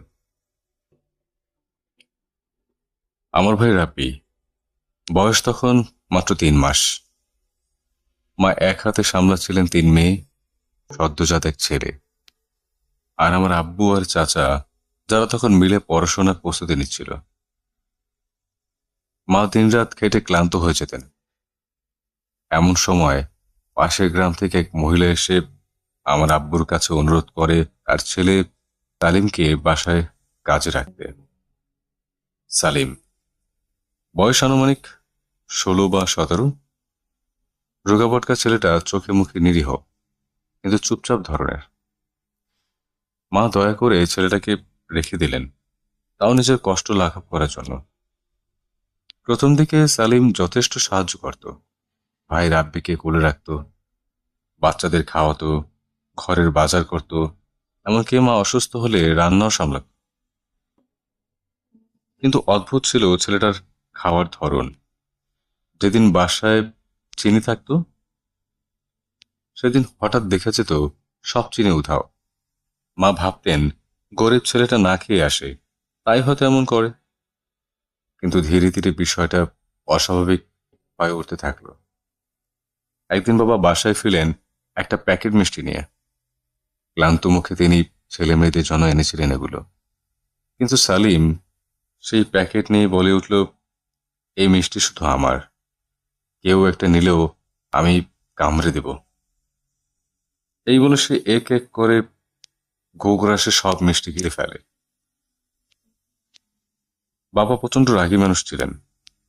মুখে কিছু বলতে যাচ্ছিলেন, মা ইশারা দিয়ে থামিয়ে দেন। গরিব ছেলে হয়তো ক্ষুধার জ্বালা এমন করে। বাবা থেমে গেলেও সেদিন মায়ের মনে কেমন যেন অস্বস্তি কাজ করছিল। এর কয়েকদিন পরের কথা, ঈদের কোরবানির মাংস আসলো বাসায়। মা সেই মাংসগুলো রান্নার জন্য প্রস্তুত করছিলেন। সালিম তখন বাড়ির বাইরে ছিল। সন্ধ্যার একটু পর সালিম বাসায় ফিরল আর রান্নাঘরের পাশে দাঁড়িয়ে হা করে তাকিয়ে থাকলো মাংসের দিকে। তার চোখের জন্য হঠাৎ লালচে রং, ঠোঁট কেঁপে উঠছে আর অদ্ভুত একটা হাসি, যেটা থেকে মা কেমন জানি সিটিয়ে গেলেন। সালিম বলল, খালা, এই মাংস আমি রান্না করব, আমারই রান্না বেশি মজা হয়। মা কিছুক্ষণ চুপ থেকে সম্মতি দিলেন। কিন্তু সালিম রান্নাঘরে ঢোকার পর মায়ের মনে অদ্ভুত এক শঙ্কা ঘিরে ধরল। মা নিঃশব্দে রান্নাঘরের দরজার ফাঁক দিয়ে উঁকি দিলেন। আর সেদিনের সেই দৃশ্য আজও তার দুঃস্বপ্ন হয়ে আছে। সালিম মাংসের টুকরোগুলো নিয়ে এক এক করে মুখে দিতে লাগলো, কিন্তু কামড়ে নয়। সেজন্য গন্ধ শুকে চোখ বন্ধ করে চেটে পুটে খেতে লাগলো কাঁচা মাংস। মুখের কোণে রক্ত, চোখ বড় হয়ে গেছে। এমনভাবে খাচ্ছে যেন দিনের পর দিন না খেয়েছিল। এরপর সে হঠাৎ থেমে রান্নার হাঁড়ির মধ্যে মাংস রেখে কিছু আওড়াতে শুরু করলো। একটা অজানা ভাষা, যেন বহু পুরনো সময়ের কোনো উচ্চারণ। মা চুপচাপ সরে এলেন, কিছু বললেন না। পরদিন থেকে সালিমের ব্যবহার পুরো বদলে গেল। ও হঠাৎ হঠাৎ রাতে ঘুম থেকে উঠে দেয়ালে মাথা ঠুকত, অথবা হাঁটু গেড়ে বসে থাকতো ঘরের মাঝখানে। ভাই রাব্বি যতবার কান্না করত, সালিম ততবার হাসত, কিন্তু সেই হাসি ছিল খিদের, এক পশুর মতো। একদিন গভীর রাতে মা ঘুম থেকে উঠে দেখলেন সালিম ভাইয়ের পাশে বসে, হাতে একটা ধারালো ছোট ছুরি, আর ঠোঁটে সেই অদ্ভুত হাসি। মা চিৎকার করতে যাবেন, এমন সময় সালিম ধীরে ধীরে বলে, এটা আমার খালাম্মা। এই ছেলেটার ভিতর গন্ধ আছে, মাংসের গন্ধ, অনেক পুরনো, কিন্তু খুবই তাজা, কচি গন্ধ। মা গলা শুকিয়ে গেলেও সাহস করে দরজার বাইরে থাকা বাবাকে ডাকলেন। বাবা দৌড়ে এসে সালিমকে সরিয়ে নিলেন। কয়েকদিন এই ছেলেটাকে গ্রাম ছাড়িয়ে দিয়ে আসলেন। কিন্তু এখানে শেষ না, ভয়ানক কিছু সামনে আসছে। পার্ট 2 আসবে, যদি লিসেনাররা চান তাহলে, ইনশাআল্লাহ।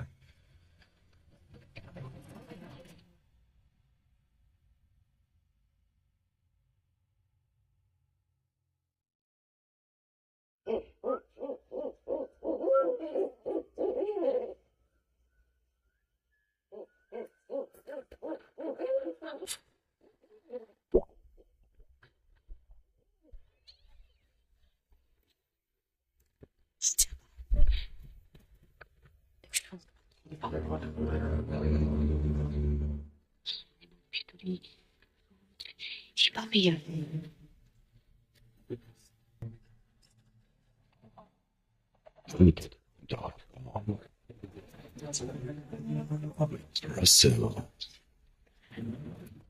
Welcome back. আশা করছি আপনারা সবাই ভালো আছেন এবং ভালোর তলে আছেন। আমিও ভালো আছি আর ভালোর তলেই আছি। যেভাবে লেখা আছে আমি সেভাবেই পড়ে শোনাচ্ছি ঘটনাটি। আসসালামু আলাইকুম প্রিয় রাসেল ভাই, আশা করি ভালো আছেন। আমি জানি আপনি সবসময় ভালোর তলেই থাকেন। আমি আগেও 3টা ঘটনা পাঠিয়েছি, কোনো কারণে হয়তো সেগুলো শেয়ার করেননি। আশা করি এই ঘটনাটি সবার সাথে শেয়ার করবেন, তাহলে সত্যি ঘটনা প্রকাশ পাবে সবার মাঝে। ঘটনা শুরু করার আগেই বলে রাখছি, বানান ভুল হলে ক্ষমা সুন্দর দৃষ্টিতে দেখবেন। আর কথা না বাড়িয়ে চলে যাচ্ছি ঘটনায়। নাম মুকসেদ হাসান, বাসা নেত্রকোনা ৭ পাই, ময়মনসিংহ বিভাগ। ঘটনাটা নেত্রকোনা মোহনগঞ্জ হাওর অঞ্চলের। ঘটনাটা প্রায় ৭০ বছর আগের।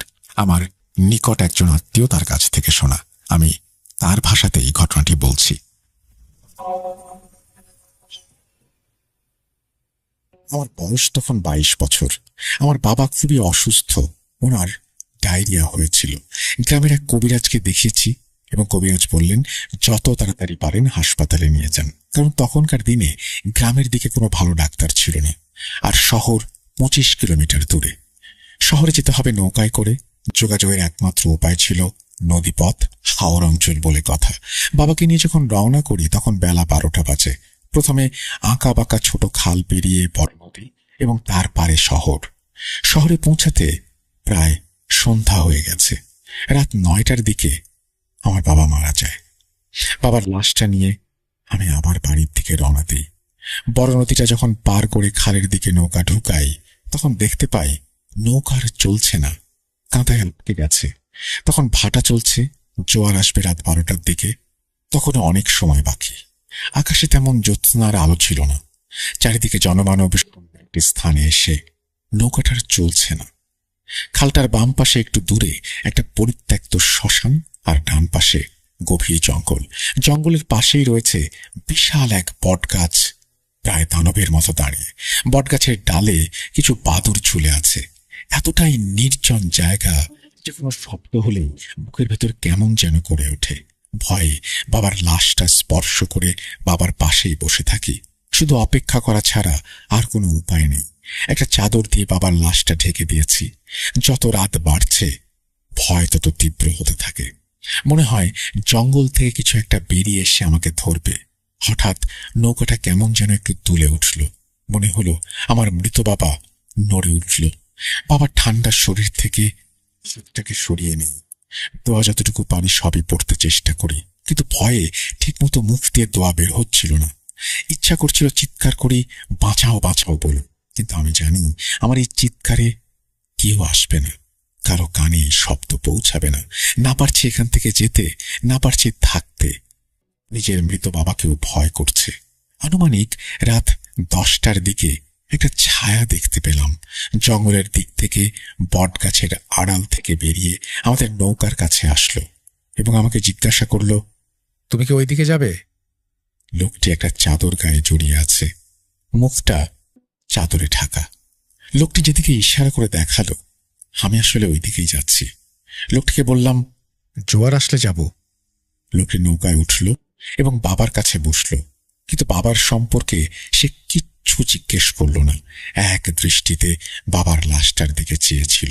লোকটার মুখটা আমি তখনও ভালোভাবে দেখতে পাইনি এবং এই গহীন জঙ্গলে এত রাতে তার আগমনের কারণটা পর্যন্ত জানতে ইচ্ছে করল না। উনি আসাতে ভয়টা কিছুটা কমে গেছে। রাত ১২টার দিকে জোয়ার আসলে আমি নৌকা চালাতে শুরু করি। সে অচেনা লোকটাও নৌকায় বসে আছে, কিন্তু কোনো কথা বলছে না। আমি তাকে জিজ্ঞেস করলাম, আপনি কোন দিকে যাবেন? উনি বলছেন, তুমি যাও, সময় হলে আমি নেমে যাব। এই কথা শুনে তখন আমি আর কিছু বললাম না। নৌকা চালাতে থাকলাম। নৌকা যত সামনের দিকে যাচ্ছে ততই একটা গন্ধ নাকে এসে লাগছে। ধীরে ধীরে গন্ধের তীব্রতা বাড়তে থাকে। কিছু কচুরিপানা, কলা গাছ ও মরা একটা গরুর ফুলে থাকা দেহ একসাথে জটলা করে এমনভাবে নৌকার সাথে আটকে গেছে যে আমি অনেক চেষ্টা করেও নৌকাটাকে কিছুতেই সামনে নিতে পারছি না। বাধ্য হয়ে আমি নৌকা থেকে পানিতে নেমে সেইগুলোকে নৌকার সামনে থেকে একটু দূরে সরিয়ে দিয়ে ২ মিনিট পর নৌকার কাছে আসি। তখন যা দেখলাম, বুকের ভেতর কেমন যেন করে উঠল। দেখি লোকটা বাবার কাছে বসে বাবাকে খাচ্ছে। তখন আমি কোনো উপায় না দেখে বৈঠা হাতে নিয়ে লোকটার মাথায় আঘাত করি। একবার না, একাধিকবার। লোকটা আমার দিকে যখন ঘুরে তাকায় ঠিক গলার মাঝখানে বৈঠা দিয়ে আমি আবারও আঘাত করি। এতে লোকটা পানিতে পড়ে যায়। আমি জোরে জোরে দোয়া পড়তে থাকি এবং বৈঠা চালাতে থাকি। এভাবে কিছু দূর আসার পর আমি একটা ছায়া দেখতে পাই যার আকার প্রায় ২০ ফুট। এটা দেখার পর আমার এমন অবস্থা হচ্ছিল যে না পারছি সামনের দিকে যেতে, না পারছি পেছনে ফিরতে। তখন কোনো উপায় না পেয়ে আমি জিজ্ঞেস করলাম, আপনি কে? কি চান আমার কাছে? তখন সেই বিশাল অবয়বটা আঙুল ইশারা করে বাবার লাশের দিকে দেখালো আর বলতে লাগলো সেই লাশটা তাকে দিয়ে দিতে। আমি তখন সরাসরি বলে উঠলাম, যতক্ষণ আমি বেঁচে আছি ততক্ষণ বাবার লাশ আমি কাউকে দেব না। এটা বলেই জোরে জোরে আয়াতুল কুরসি পড়তে শুরু করলাম আর সামনের দিকে এগোতে থাকলাম। আল্লাহর অশেষ রহমতে কিছু সময়ের জন্য অবয়বটা অদৃশ্য হয়ে গেল। আমি তখন আল্লাহর নাম নিয়ে ডানে বামে না তাকিয়ে জোরে জোরে বৈঠা মারতে লাগলাম। এত শীতের মধ্যে আমার শরীরে ঘাম ঝরছে। আল্লাহর রহমতে আমাদের গ্রামের পাশাপাশি চলে আসছি। আর হয়তো বা 1 মিনিট সময় লাগবে বাড়িতে যেতে, কিন্তু তখনও জানা ছিল না সামনে আমার জন্য আরো ভয়ঙ্কর কিছু অপেক্ষা করছে।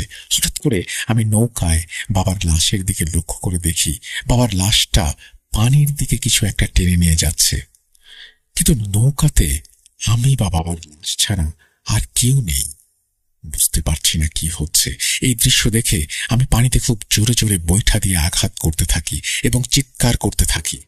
চাঁদের আলোতে লোকটার রক্ত মাখা লোমশ হাতটা আমি একবারের জন্য দেখেছিলাম। আমার চিৎকার শুনে টর্চ লাইট নিয়ে আমার গ্রামের কয়েকজন মানুষ ছুটে আসেন। ওনারা নদীতে মাছ ধরছিলেন। তারপর ওনাদের সবকিছু খুলে বলি। সবকিছু শুনে তারা বাবার লাশটা দেখে। তখনও বাবার বুকে ছোপ ছোপ রক্তগুলো শুকায়নি। ওনারা সবকিছু বুঝতে পারলেন। সবাই মিলে আমাকে তাদের বাড়িতে নিয়ে আসেন। পরদিন বাবার লাশ কবর দেয়া হয়। ঘটনাটা এখানে শেষ হলেই পারত, কিন্তু 10 দিন পর আমার সাথে শুরু হয় আর এক ঘটনা। সারাদিন শুধু নদীর দিকে তাকিয়ে থাকি। আমার পাশ দিয়ে কেউ গেলেও তাদের খারাপ ভাষায় গালাগালি করি। এটা দেখার পর মা চাচাদের কাছে গিয়ে সব বলেন। মায়ের কথা শুনে 2 চাচা আমার কাছে আসেন। তখন আমি বড় চাচাকে এমন জোরে আঘাত করি যে চাচা অজ্ঞান হয়ে যান। এটা দেখে মেজো চাচা চিল্লাচিল্লি করে অন্য লোকদের ডেকে নিয়ে আসেন। সেখানে থাকা সবাই মিলে রাত 10টার দিকে আমার ছোট চাচা এবং আরো 2 জন, তারা পাশের গ্রাম থেকে এসেছিল, একজন কবিরাজ নিয়ে আসেন। কবিরাজ আমাকে দেখে বলেন, আল্লাহ, এই ছেলেকে তো জিনে ভর করেছে। এই জিন আমার থেকে অনেক শক্তিশালী। এইটা বলে 2টা তাবিজ দিয়ে দেন এবং হাদিয়া হিসেবে 2000 টাকা নিয়ে যান। কবিরাজ চলে যাওয়ার 20 মিনিট পর তখন আমার হাত পা খাটের সাথে বাঁধা। কবিরাজ যখন আসছিল তখন আমি অজ্ঞান অবস্থায় ছিলাম। আমাকে অজ্ঞান অবস্থায় দেখে কবিরাজ এই কথাগুলো বলে গিয়েছিলেন। যখন আমার জ্ঞান ফিরল তখন আমি দেখলাম আমার হাত পা খাটের সাথে বাঁধা। সামনে দাঁড়িয়ে আছে 2 চাচা এবং আমার মা। তখন আমি মায়ের দিকে তাকিয়ে বলে উঠলাম, কিরে, কবিরাজকে নিয়ে আসছিলি কেন? ছেলেকে বাঁচাতে? এই কথা শুনে আমার চাচারা রীতিমতো ভয় পেয়ে গেল এবং ঘর থেকে বেরিয়ে গেল। আমাদের 2 গ্রাম পরে একজন বড় হুজুর ছিল। 2 চাচা মিলে সেই হুজুরের শরণাপন্ন হলেন। হুজুর সব বিস্তারিত শুনলেন। হুজুর বললেন, ঠিক আছে, আপনারা যান, কাল সকালে আমি আপনাদের বাড়িতে আসব। চাচারা যখন চলে আসবেন তখন হুজুর বললেন, আপনারা 2টা সরিষার তেলের বোতল, শুকনা মরিচ আর রসুন, মোমবাতি এবং 2টা আগরবাতি সংগ্রহ করে রাখবেন। হুজুরের কথা মতো চাচারা সবকিছু সংগ্রহ করলেন, কিন্তু হুজুরের সমস্যা থাকার কারণে সকালে আসতে পারেননি। ওনার সন্ধ্যা হয়ে যায়। হুজুর এসে আমার ছোট চাচাকে বলেন ঘরের মাঝখানে একটি গোল বৃত্ত আঁকতে এবং জায়নামাজ বেছাতে। হুজুরের কথা মতো সবকিছু করা হয়। আমাকে জায়নামাজে বসানোর পর হুজুর সবাইকে বলেন একটু দূরে গিয়ে দাঁড়াতে। তারপর হুজুর বৃত্তের চারপাশে আগরবাতি জ্বালিয়ে দিলেন এবং মোমবাতি একটি ছোট ইটের মধ্যে রেখে জ্বালিয়ে দিলেন। আমি তখন জায়নামাজে বসে হুজুরকে বলছি, এগুলো কেন করছিস? তুই কি ভেবেছিস এগুলো করলেই সব ঠিক হয়ে যাবে? আমাদের বেশ কিছুক্ষণ তর্ক চলল। হুজুর কিছু মরিচের গুঁড়া একটা বড় বাটিতে নিয়ে তার মধ্যে সরিষার তেল মিলিয়ে কিছু পরিমাণ তেল বোতলে রেখে দিলেন আর রসুনগুলো আমার মায়ের হাতে দিয়ে বললেন এইগুলো শিলপাটা দিয়ে ছেঁচে নিয়ে আসতে। তারপর হুজুর মনে মনে দোয়া পড়লেন, বাটিতে ফু দিলেন। বাটি থেকে তেল আর রসুন আমার কপালে লাগিয়ে তারপর কপাল ধরে রেখে কিছু একটা পড়তে থাকলেন। তখন হুজুরকে আমি অনেক কিছুই বলি। হুজুর তেলে ডোবানো একটা মরিচ হাতে নিলেন এবং তিনি সেই গন্ধ আমাকে শুকতে বললেন। তখন হুজুর আমাকে বলে উঠলেন, এবার সত্যি সত্যি বল তুই কিভাবে আসলি, কেন আসলি। তখন আমি বাধ্য হয়ে, অর্থাৎ আমার ভেতরে থাকা জিন বাধ্য হয়ে সবকিছু বলে। আমি আমার ছেলের হত্যার প্রতিশোধ নিতে ধরেছি ওকে। তখন হুজুর বললেন, দেখ, সেদিন কি হয়েছে না হয়েছে সেটা আমি জানি না। এই ছেলে যদি ভুল করেও থাকে তাকে ক্ষমা করে দিতে হবে। তুই চলে যা, নাহলে তোকে আমি বন্দি করব। একটা পর্যায়ে সে চলে যেতে রাজি হয়, তবে দুটো শর্তের বিনিময়ে। তখন হুজুর বললেন, ঠিক আছে বল। তখন জিন বলেন, খালের পাশে 2টা পাঠা আর 2টা খাসি রেখে আসতে হবে। কিন্তু হুজুর বলেন, এরা গরিব মানুষ, এত কিছু কোথা থেকে পাবে। অনেক চাপাচাপির পর তারপরে তারা একটা পাঠাতে রাজি হয়। পরের দিন সন্ধ্যায় আমার চাচারা গিয়ে পাঠাটা বট গাছের নিচে রেখে আসেন। এটাই ছিল ঘটনা। ওই রাতটা ছিল আমার জীবনের সবচেয়ে ভয়ঙ্কর রাত, যে রাতের কথা আমি কোনোদিন ভুলতে পারবো না। ঘটনা যদি ভালো লাগে তাহলে পড়ে শোনাবেন। এই বলে তিনি তার ঘটনা শেষ করেছেন। আমি এরকম অনেক লাশ খাওয়ার ঘটনা পাই। আপনারা কি এরকম শুনেছেন কখনো? মানে আমি শুধুমাত্র ঘটনা পড়েছি, বাট সরাসরি কেউ আমাকে বলেছেন এরকম ঘটেনি। হ্যাঁ বলেছেন, স্টোরি বলতে এসে বলেছেন, বাট এরকম কোনো কিছু আমার জানা নেই। যদি আপনাদের জানা থাকে, আমি আজিমপুর সম্পর্কে শুনেছি, আরো বিভিন্ন জায়গা সম্পর্কে শুনেছি, তবে অনেক রহস্যময় ঘটনাই তো এই পৃথিবীতে ঘটে। যদি আপনাদের জানা থাকে অবশ্যই কমেন্ট সেকশনে জানান। যদি ঘটনা ভালো লাগে শেয়ার করুন সবার সাথে। আমরা চলে যাব আমাদের পরবর্তী ঘটনা।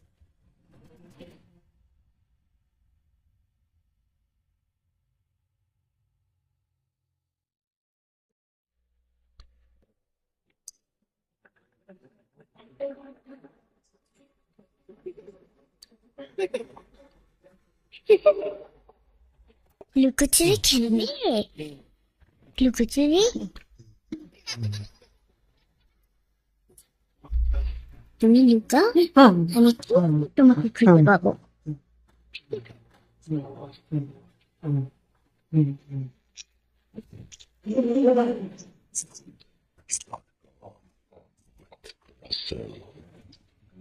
Welcome back. তো এখন আমরা চলে যাব আরো একটি ঘটনায়। আপনারা ফরম্যাটটা জানেন, সুতরাং নতুন করে আর বলার কিছু নেই। চলুন শুরু করা যাক।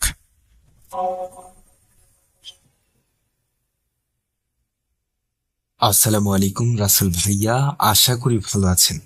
আমার পরিচয়টি গোপন রেখে আপনার মুখে শোনানোর অনুরোধ করছি। আমি রায়া, ছদ্মনাম। আমার দেশের বাড়ি ঢাকা, বর্তমানে আছি সিলেট। এটি আমার ভূত.com-এ শেয়ার করা প্রথম ঘটনা। এই ঘটনাটি মূলত আমার নিজের সাথে ঘটা। প্রথমে আমি যেখানে থাকি সেই স্থানটির একটু বর্ণনা দেই।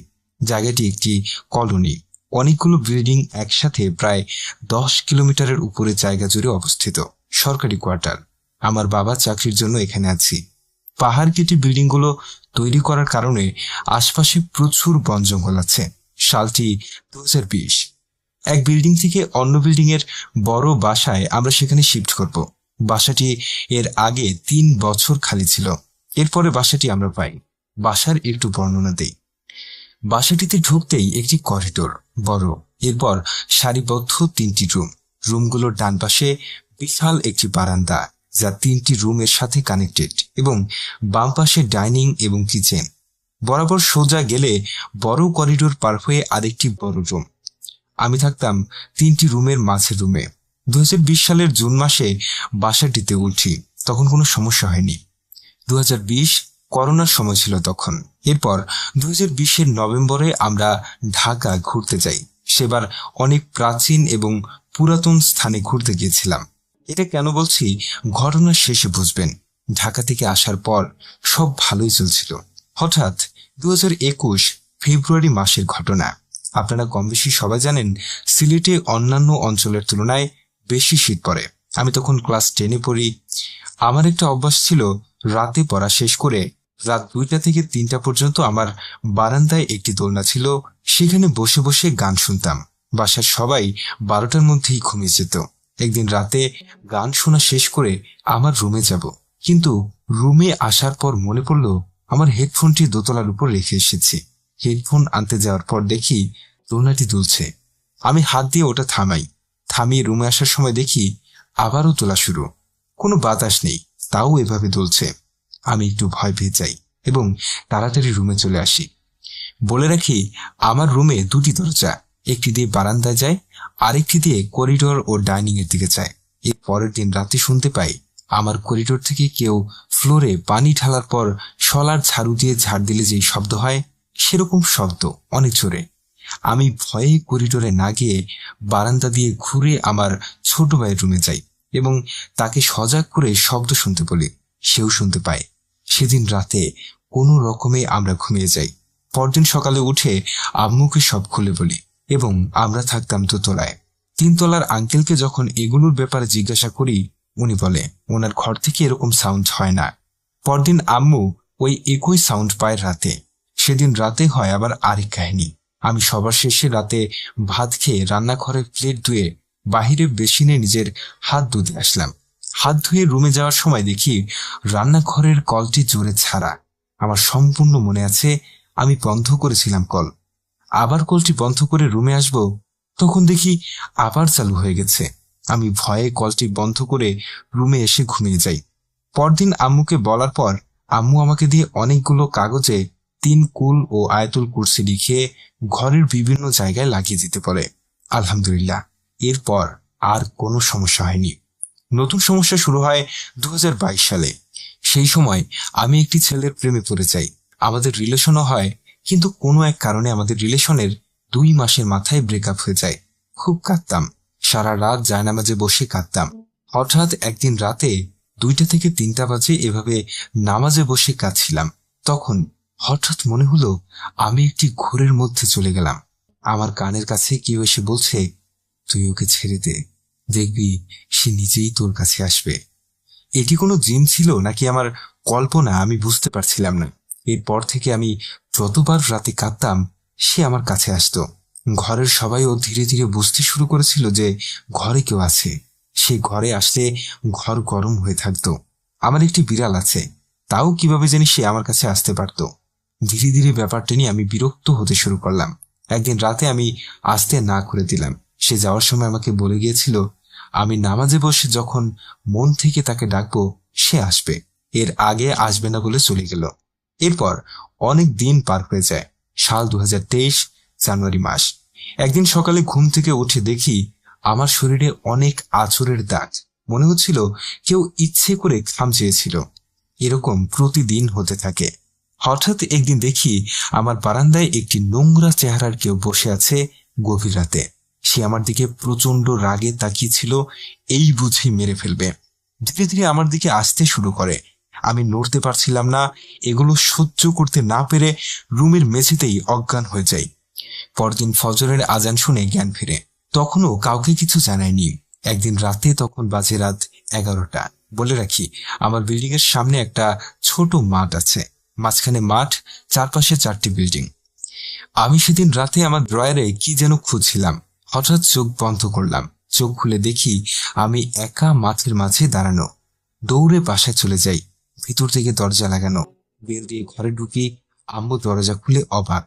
ঘড়ির দিকে তাকিয়ে দেখি রাত 1টা বাজে। এতক্ষণ আমি কই ছিলাম কিছুই মনে নেই। কাঁদতে কাঁদতে সব আম্মুকে বললাম। সেদিন রাতে আমার ওই জিনটাকে অনেক ডাকার চেষ্টা করলাম, কিন্তু সে আসলো না। আম্মু পরে অনেক বড় এক কবিরাজ আমাদের ঢাকার, ওনাকে আমার সাথে কথা বলায় দেয়। ওনাকে সব খুলে বলি। উনি পরে আমাকে কিছু তাবিজ দেন এবং বলেন 1 সপ্তাহ অপেক্ষা করতে। উনি তার জিনদের মাধ্যমে দেখবেন। 1 সপ্তাহ পর উনি জানান আমার সাথে যে ছিল সেটি খুবই খারাপ একটি জিন। রাতে আমি প্রাইভেট থেকে বাসায় ফেরার সময় রাস্তা থেকে আমার পিছু নেয় এবং এইসব করে, কিন্তু চিন্তার কোনো কারণ নেই। আর জিনটি এখন হুজুরের কবজাতে। এর মাঝখানে বলেই, জিনটি চলে যাওয়ার সময় আমার ঘরে একবার এসেছিল। সেদিন সারাটা রুম অন্ধকার হয়ে গেছিল এবং ঘরের একটি কোণায় টিম টিম করে লাল বাতি জ্বলছিল। সারাটা রাত আমি আমার বিড়ালটিকে কোলে নিয়ে খুব ভয়ে কাটিয়েছিলাম।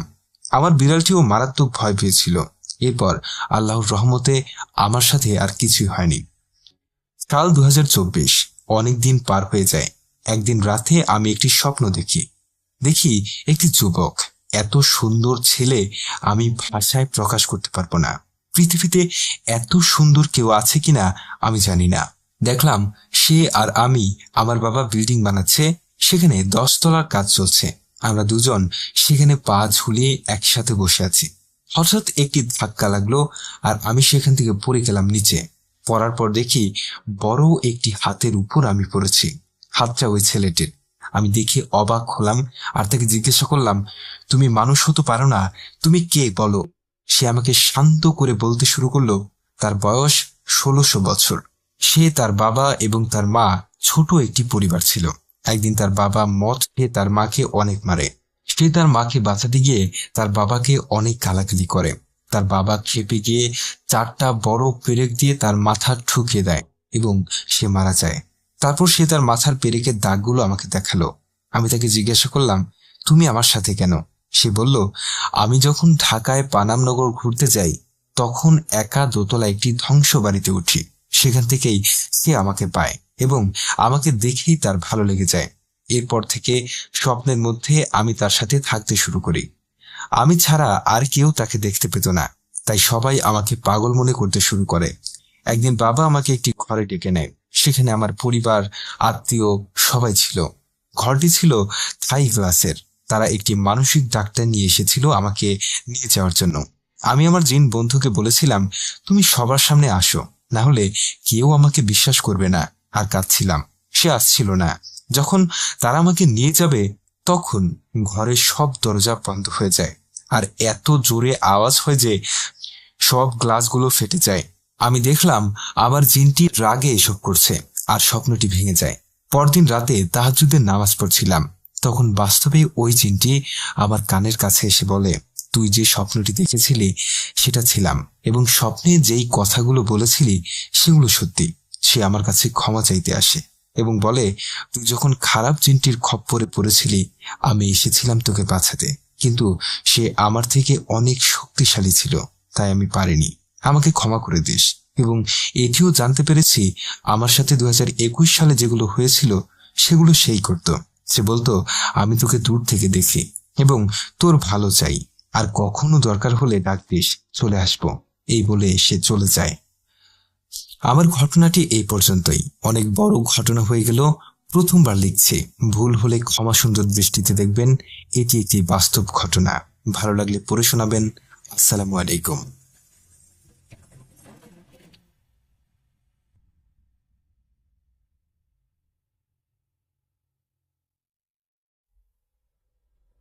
Spirit, be here with me.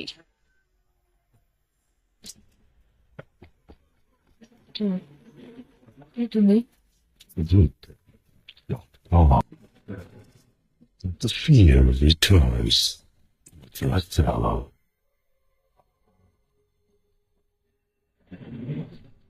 Welcome back. আপনাদের সবাইকে স্বাগত জানাচ্ছি আমি রাসেল। আশা করছি আপনারা সবাই ভালো আছেন, ভালোর তলে আছেন।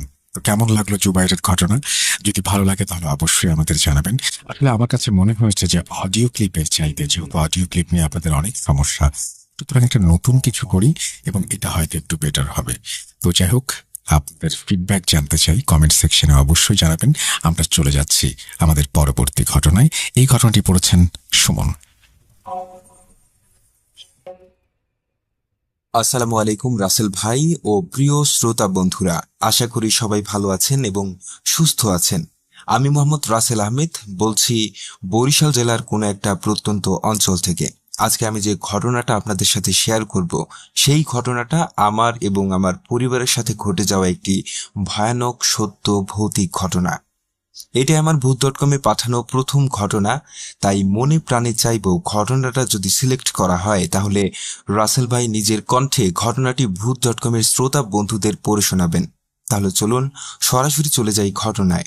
ঘটনাটি ঘটেছিল 2020 সালের শেষের দিকে। 2020 সালে যখন সারা পৃথিবী করোনা মহামারীতে আক্রান্ত, ঠিক তখন আমাদের ঢাকা শহরেও বারবার লকডাউন দেওয়া হয়েছিল। আমি তখন আমার পুরো পরিবার নিয়ে ঢাকায় থাকতাম। বারবার লকডাউন দেওয়ার কারণে আমার ব্যবসার আয় ইনকামে অনেক ক্ষতি হয়েছিল। পরিশেষে চিন্তা করলাম পরিবার সহ সবাই দেশের বাড়িতে চলে যাব। তাই 2020 সালের ডিসেম্বর মাসে ঢাকা থেকে দেশের বাড়িতে চলে আসি। দেশের বাড়িতে আসার পর মোটামুটি 2 মাস আমি আমার বড় ভাইয়ের বাড়িতে অবস্থান করি। এরপরে বড় ভাইয়ের পরামর্শ অনুযায়ী আমাদের পৈতৃক ভিটায় একটি বাড়ি করার সিদ্ধান্ত নেই। বাড়ি করার জন্য আমি আমাদের বাড়ির পুকুরের বিপরীত পাশে একটি জমি নির্ধারণ করি, যে জায়গাটা অনেকটাই জঙ্গলের মতো ছিল। সেখানে বিভিন্ন রকমের গাছ ছিল। আমি কয়েকজন দিনমজুরকে নিয়ে সেই বাগানটা পরিষ্কার করি, সেখানে থাকা সকল গাছ কেটে ফেলি এবং মোটামুটি নিজেদের থাকার জন্য একটা বাড়ি নির্মাণ করি। তারপর বড় ভাইয়ের বাসা থেকে আমরা সপরিবারে আমার তৈরি করা নতুন বাড়িতে উঠি।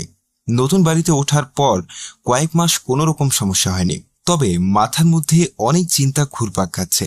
বাড়িতে আসলাম, কোনো কাজের ব্যবস্থা যদি না করি তাহলে কিভাবে চলবে? এমনিতেই আমাদের দুরবস্থা, তার ভিতরে গ্রামে কাজ না করলে না খেয়ে থাকতে হবে। একদিন রাতে এসব কিছু চিন্তা করতে করতে আমি আমার এক পুরনো বন্ধুকে ফোন করি। তার কাছে সবটা খুলে বলার পর সে আমাকে বলে, বন্ধু, তুই তো সিএনজি চালাতে পারিস, আর এখন গ্রামে সিএনজি চলছে, মোটামুটি ভালো ইনকাম হচ্ছে, তুই একবার চেষ্টা করে দেখতে পারিস। বন্ধুর মুখে এই কথা শুনে আমি যেন আশার আলো খুঁজে পেলাম। তারপর দিনে আমি বের হয়ে গেলাম ভাড়ায় সিএনজি খোঁজার জন্য। মহান সৃষ্টিকর্তার অশেষ রহমতে সেদিনই আমি ভাড়ায় চালিত একটি সিএনজি পেয়ে গেলাম। তবে সেদিন আমি সিএনজি চালাইনি। সেদিন অনেক তাড়াতাড়ি বাড়িতে চলে যাই এবং সিদ্ধান্ত নেই তার পরদিন থেকে আমি সিএনজি নিয়ে বের হব। যেই কথা সেই কাজ, তার পরদিন থেকে আমি সিএনজি নিয়ে বের হলাম এবং মোটামুটি আমাদের ভালোভাবেই সবকিছু কাটতে লাগলো। বেশ কয়েকদিন হয়ে গেল আমি সিএনজি চালাচ্ছি, কোনো সমস্যা হচ্ছে না। এর মধ্যেই হঠাৎ করে আমি একদিন প্রচন্ড অসুস্থ হয়ে পড়লাম। প্রচন্ড জ্বর এলো, আমি বিছানা থেকে উঠতেই পারছি না।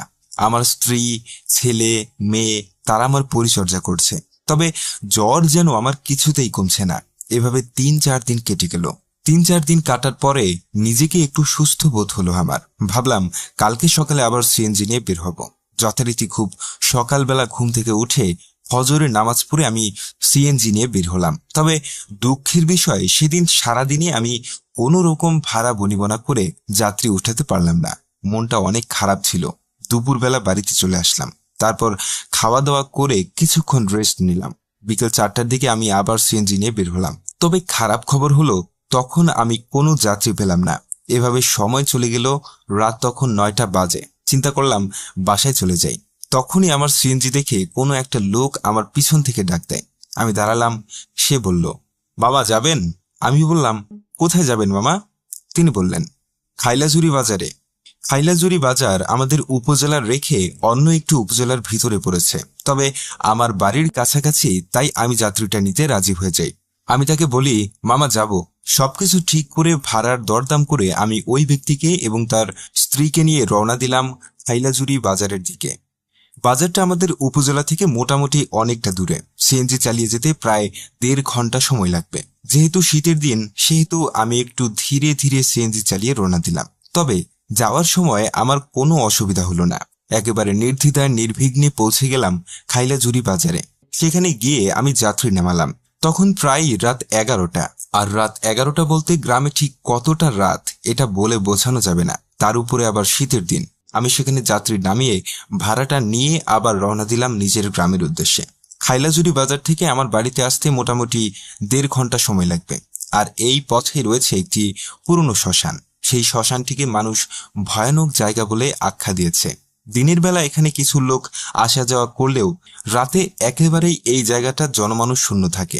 অনেকে বলে এই শ্মশানের বাইরে অনেক মানুষ অনেকবার অনেক রকম অবয়ব দেখতে পেয়েছেন। কেউ কেউ বলে মাথা কাটা মানুষ দেখতে পেয়েছে, আবার কেউ কেউ বলে তারা মাথা কাটা ঘোড়া দেখতে পেয়েছে।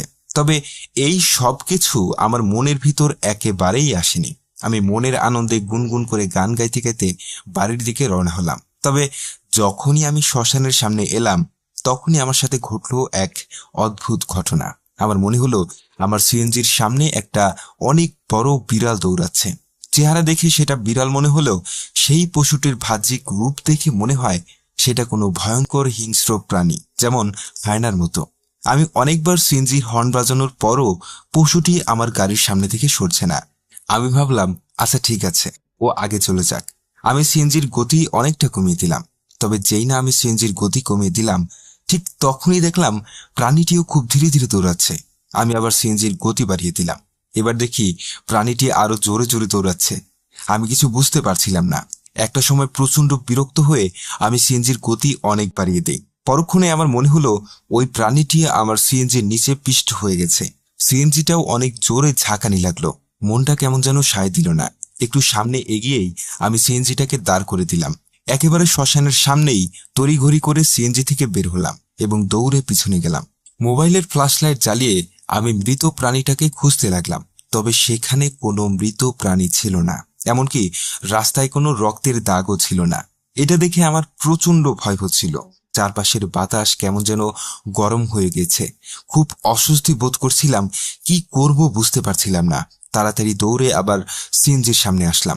এসে যেই না সিএনজিতে উঠতে যাব, তখন দেখি আমার সিএনজির সামনে গ্লাসের উপরে প্রচন্ড পরিমাণ তাজা রক্ত থই থই করছে।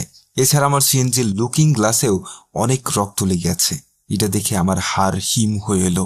আমি কি করব, দৌড়াবো নাকি সিএনজি চালিয়ে চলে আসবো, কিছুই বুঝতে পারছিলাম না। কোনোভাবে সিএনজিতে উঠে আমি গাড়ি স্টার্ট করি এবং খুব দ্রুত গাড়ি চালাতে থাকি। একটা সময় আমার মনে হলো আবার সেই বিড়ালটা আমার গাড়ির সামনে দৌড়াচ্ছে, তবে এবার বিড়ালটাকে স্পষ্ট দেখা যাচ্ছে না, খুব আবছা ভাবে দেখা যাচ্ছে।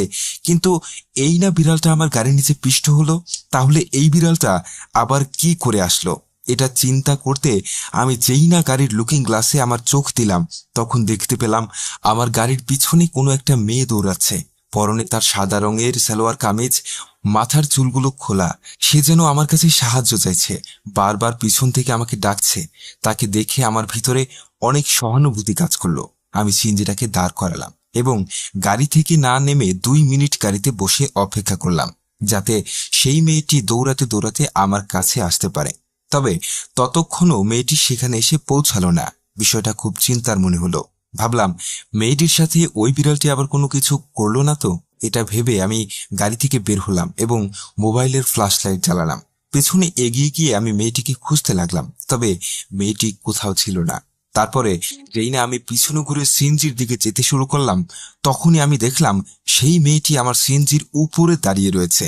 সে রক্তচক্ষু করে আমার দিকে তাকিয়ে রয়েছে। তার চোখের ভেতরে মনে হচ্ছে চোখ নেই, সেখানে যেন অতল গহ্বর। আগুনের গোলা সেখানে জ্বলছে আর সেই আগুন উপচে মাটিতে পড়ছে। তার চোখের দিকে তাকিয়ে আমি যেন হতবাক। ততক্ষণে ভয়ে আমার প্রাণ বের হয়ে যাচ্ছে। কোথাও থেকে ঠান্ডা বাতাস এসে আমার কানের কাছ থেকে চলে গেল। কি করব কিছুই বুঝতে পারছিলাম না। হঠাৎ করে সেই ভয়ানক মেয়েটির পাশে বিড়ালটি এসেও দাঁড়ালো। এটা দেখে আমি কি করব, কোথায় যাব কিছুই বুঝতে না পেরে মনে মনে ভাবলাম, এই মেয়েটি তাহলে মানুষ নয়, এ অন্য কিছু।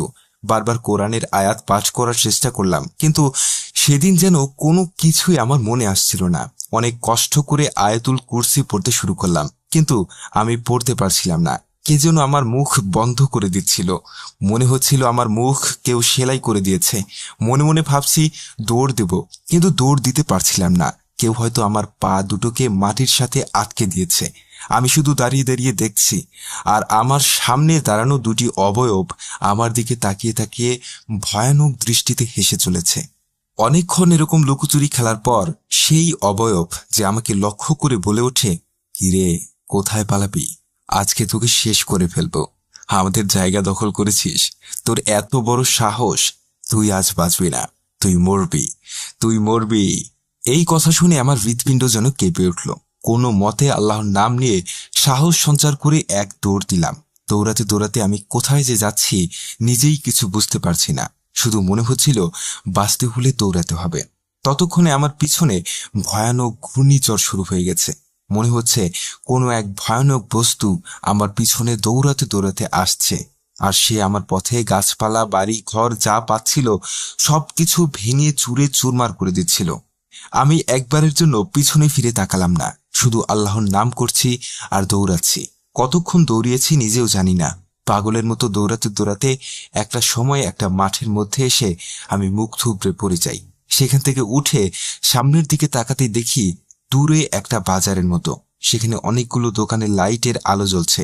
আমি দিশেহারা হয়ে দৌড়াতে দৌড়াতে চিৎকার করতে করতে সেখানে চলে যাই এবং সেখানকার মানুষ আমাকে দেখে ছুটতে ছুটতে আমার কাছে চলে আসে। আমি মুখ থুবড়ে রাস্তায় পড়ে যাই এবং অজ্ঞান হয়ে যাই। যখন আমার জ্ঞান ফিরে আসে তখন আমি দেখি আমি একটি দোকানের টেবিলের উপর শুয়ে আছি। আমার চারপাশে উৎসুক জনতা দাঁড়িয়ে আছে, তবে সবার মুখে একটাই প্রশ্ন, এত রাতে কিভাবে এখানে আসলাম, আমার কি হয়েছে? একটু সুস্থ বোধ করার পর আমি পুরো ঘটনাটা তাদের সকলকে খুলে বলি। আমার মুখে সব কথা শুনে তারা সবাই সিদ্ধান্ত নেয় আমাকে নিয়ে শ্মশানের সামনে যাবে এবং আমার সিএনজিটা উদ্ধার করবে। তারপরে আমি সেখানকার মানুষের সহায়তায় চলে যাই শ্মশানের সামনে।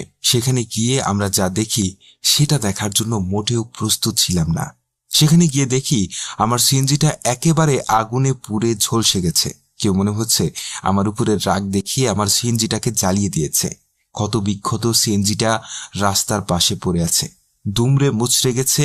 কি করব কিছুই বুঝতে পারছিলাম না। সেখানকার মানুষের সহায়তা নিয়ে পরবর্তীতে সিএনজিটাকে গ্যারেজে নিয়ে আসছি এবং সিএনজির মালিক আমাকে প্রায় 40,000 টাকা জরিমানা করে। একে তো গ্রামের বাড়ি, ইনকামের কোনো পথ নাই, 40,000 টাকা জরিমানা দিয়ে আমার পথে বসার অবস্থা। ঘটনাটা এখানে শেষ হলে পারত রাসেল ভাই, তবে ঘটনা এখানেই শেষ হয়নি। সিএনজিটা পুড়ে যাওয়ার পর প্রায় 1 সপ্তাহ আমাদের সাথে আর কোনো খারাপ ঘটনা ঘটেনি। 1 সপ্তাহ পরে একদিন রাতে আমার ছোট মেয়ে তার রুমে বসে পড়াশোনা করছিল। যথারীতি আমি খাটের উপর শুয়ে আছি, আমার স্ত্রী রান্নাঘরে রান্না করছিল। একসময় কারেন্ট চলে যায়, মনে হয় 3-4 মিনিট কারেন্ট ছিল না। এর ভিতরে আমার ছোট মেয়ের চিৎকার শুনে আমরা সবাই দৌড়ে ওই ঘরে যাই। সেখানে গিয়ে দেখি ও প্রচন্ড ভয় পেয়ে বিছানার উপরে এক কোনায় বসে আছে। আমি ওকে ধরি, কোলে তুলে নিই এবং জিজ্ঞেস করি, মা তোমার কি হয়েছে? তখন ও যেটা বলল সেটা শুনে আমি এবং আমার পরিবারের সবাই হতবাক। তখনও আমাকে বলল, বাবা আমি এখানে পড়তে বসছিলাম, হঠাৎ করে কারেন্ট চলে গেল। আমি চেয়ার থেকে উঠে রান্নাঘরে মায়ের কাছে যেতে চাইলাম। তখনই আমার মনে হলো ঘরের ভিতরের বাতাসটা কেমন গরম হয়ে গেছে, চারিদিকে যেন সবকিছু বাতাসে উড়ে যাচ্ছে। ঘরের ভিতরে আমি ছাড়া অন্য কেউ আছে। তখন আমি ভাবলাম মা হয়তোবা আমার কাছে এসেছে। আমি তখন বললাম, মা মা তুমি এসেছো, একটা মোমবাতি জ্বালিয়ে দাও। কিন্তু আমি কোনো শব্দ পাচ্ছিলাম না। কিন্তু আমার বারবার মনে হচ্ছিল আমার আশেপাশে কেউ ঘোরাঘুরি করছে। একটা সময় আমার কানের কাছে কোনো গরম নিঃশ্বাস ফেলার আওয়াজ শুনতে পাই এবং চারপাশে মনে হলো 4-5টা অবয়ব আমাকে ঘিরে ফেলেছে।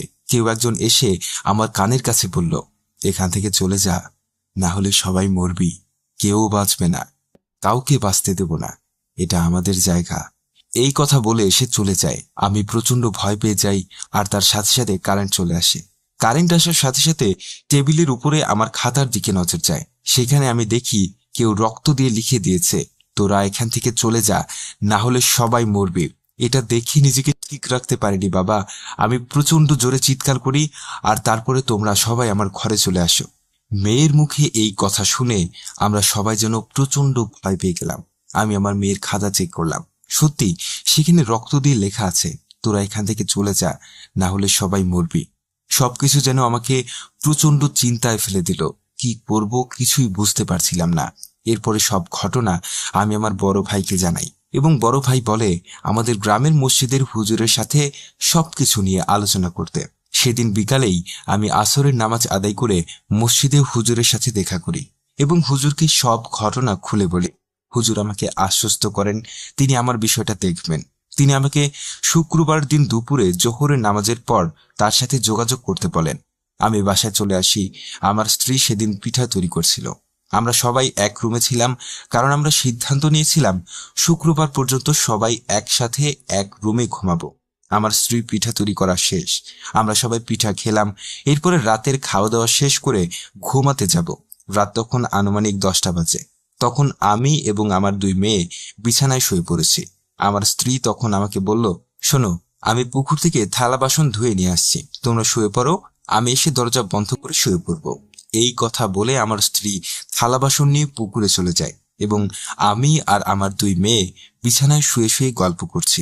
আমাদের পুকুরটি ছিল বাড়ির সাথেই, আর পুকুরটি ছিল সিঁড়ি বাঁধানো ঘাটের।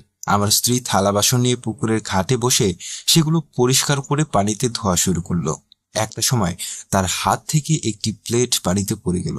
সে তখন প্লেটটি ধরতে গিয়ে পা পিছলে পুকুরের ভিতর পড়ে গেল। এরপর প্লেটটি নিয়ে সে যখন পুকুরের উপরে উঠে আসছিল তখন সে খেয়াল করে পুকুরের ঘাটের দুপাশে থাকা 2টি নারিকেল গাছে 2জন মানুষ উল্টো হয়ে উঠছে, অর্থাৎ মানুষ 2টির মাথা নিচের দিকে এবং পায়ের দিকটা উপরে, এইভাবে তারা গাছে উঠছে। এটা দেখে আমার স্ত্রী প্রথম অবস্থায় একটুও ভয় পায়নি, তবে যথারীতি জিজ্ঞেস করলো, কে কে ওখানে? কারা এত রাতে নারিকেল গাছে উঠছে। তবে তার কথা শুনে অবয়ব দুটি যেন কোনো কিছুই বলল না। তারা মনের মতো নারিকেল গাছে উঠতে শুরু করলো। আমার স্ত্রী আবারও জিজ্ঞেস করলো, কে ওখানে, কারা আপনারা? কিন্তু অবয়ব দুইটি কোনো আওয়াজ করলো না। এবার আমার স্ত্রী একটু ভয় পেয়ে গেল। সে ধীরে ধীরে থালা বাসন সহ পুকুর থেকে উপরে উঠে আসে এবং বাড়ির পথে রওনা দেয়। সে যখন ঘরের একেবারে কাছাকাছি চলে আসে তখন সে আবারও পিছন দিকে করে তাকায়। এরপরে সে যেটা দেখতে পায় সেটা দেখার জন্য একদমই সে প্রস্তুত ছিল না। সে দেখতে পায় সেই অবয়ব দুটি আবারও গাছ থেকে নিচের দিকে নামছে। তবে এবারও তাদের পা দুটি উপরে রয়েছে, মাথাটা নিচে রয়েছে, অর্থাৎ উল্টোভাবে দুটি অবয়ব গাছ থেকে নিচে নামছে। তারা যেন আমার স্ত্রীর দিকে তাকিয়ে রয়েছে। তাদের চেহারা ছিল প্রচন্ড ভয়ানক। তাদের মুখগুলো ছিল থ্যাতলানো, চোখ দিয়ে যেন রক্ত ঝরছে। মনে হচ্ছে কেউ তাদের চেহারাটাকে ঝলসে দিয়েছে।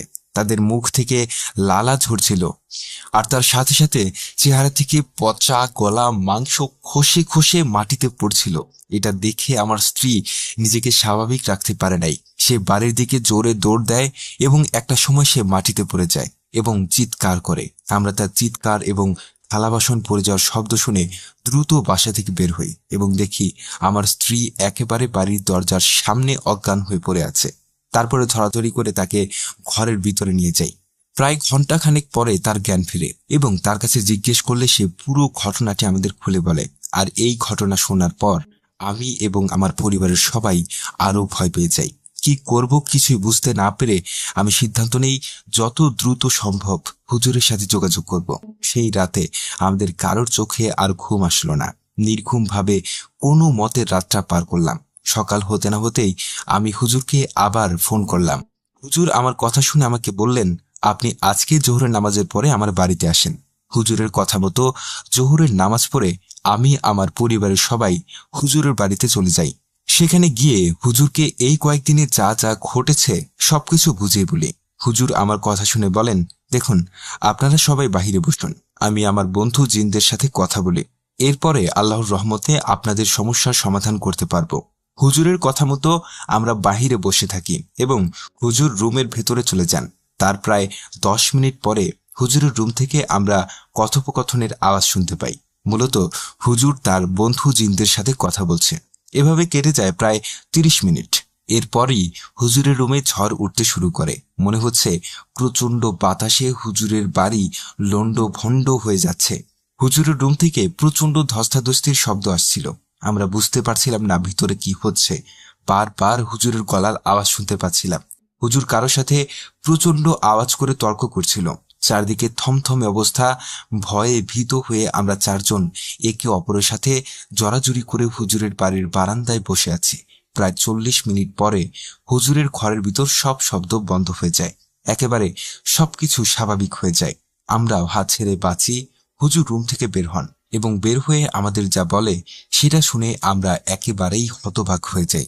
হুজুরের কথা ছিল কিছুটা এরকম, দেখেন আমি আমার বন্ধু জিনদের সাথে কথা বলি এবং জানতে পারি কারা আপনাদের সাথে এরকম করছে।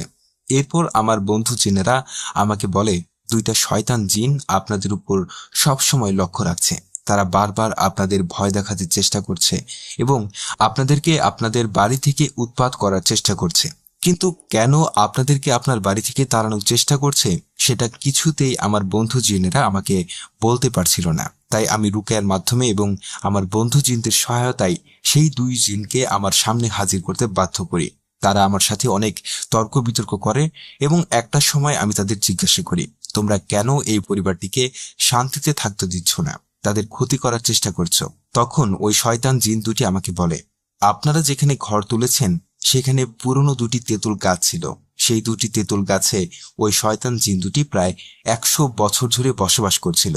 আপনারা সেখানে আসেন এবং সব গাছের সাথে ওই তেঁতুল গাছ দুটিও কেটে ফেলেন এবং সেখানে নতুন ঘর তুলে আপনারা বসবাস শুরু করেন। মূলত ওদের বসবাসের তেঁতুল গাছ দুটিকে আপনারা কেটে ফেলে ঘর তুলে আপনারা সেখানে থাকছেন। এটা ওরা কিছুতেই মেনে নিতে পারছিল না। তবে ওদের নিজেদের আবাসস্থল ধ্বংস করে আপনারা ঘর তুলে সেখানে থাকবেন, এটা ওরা সহ্য করতে পারছিল না।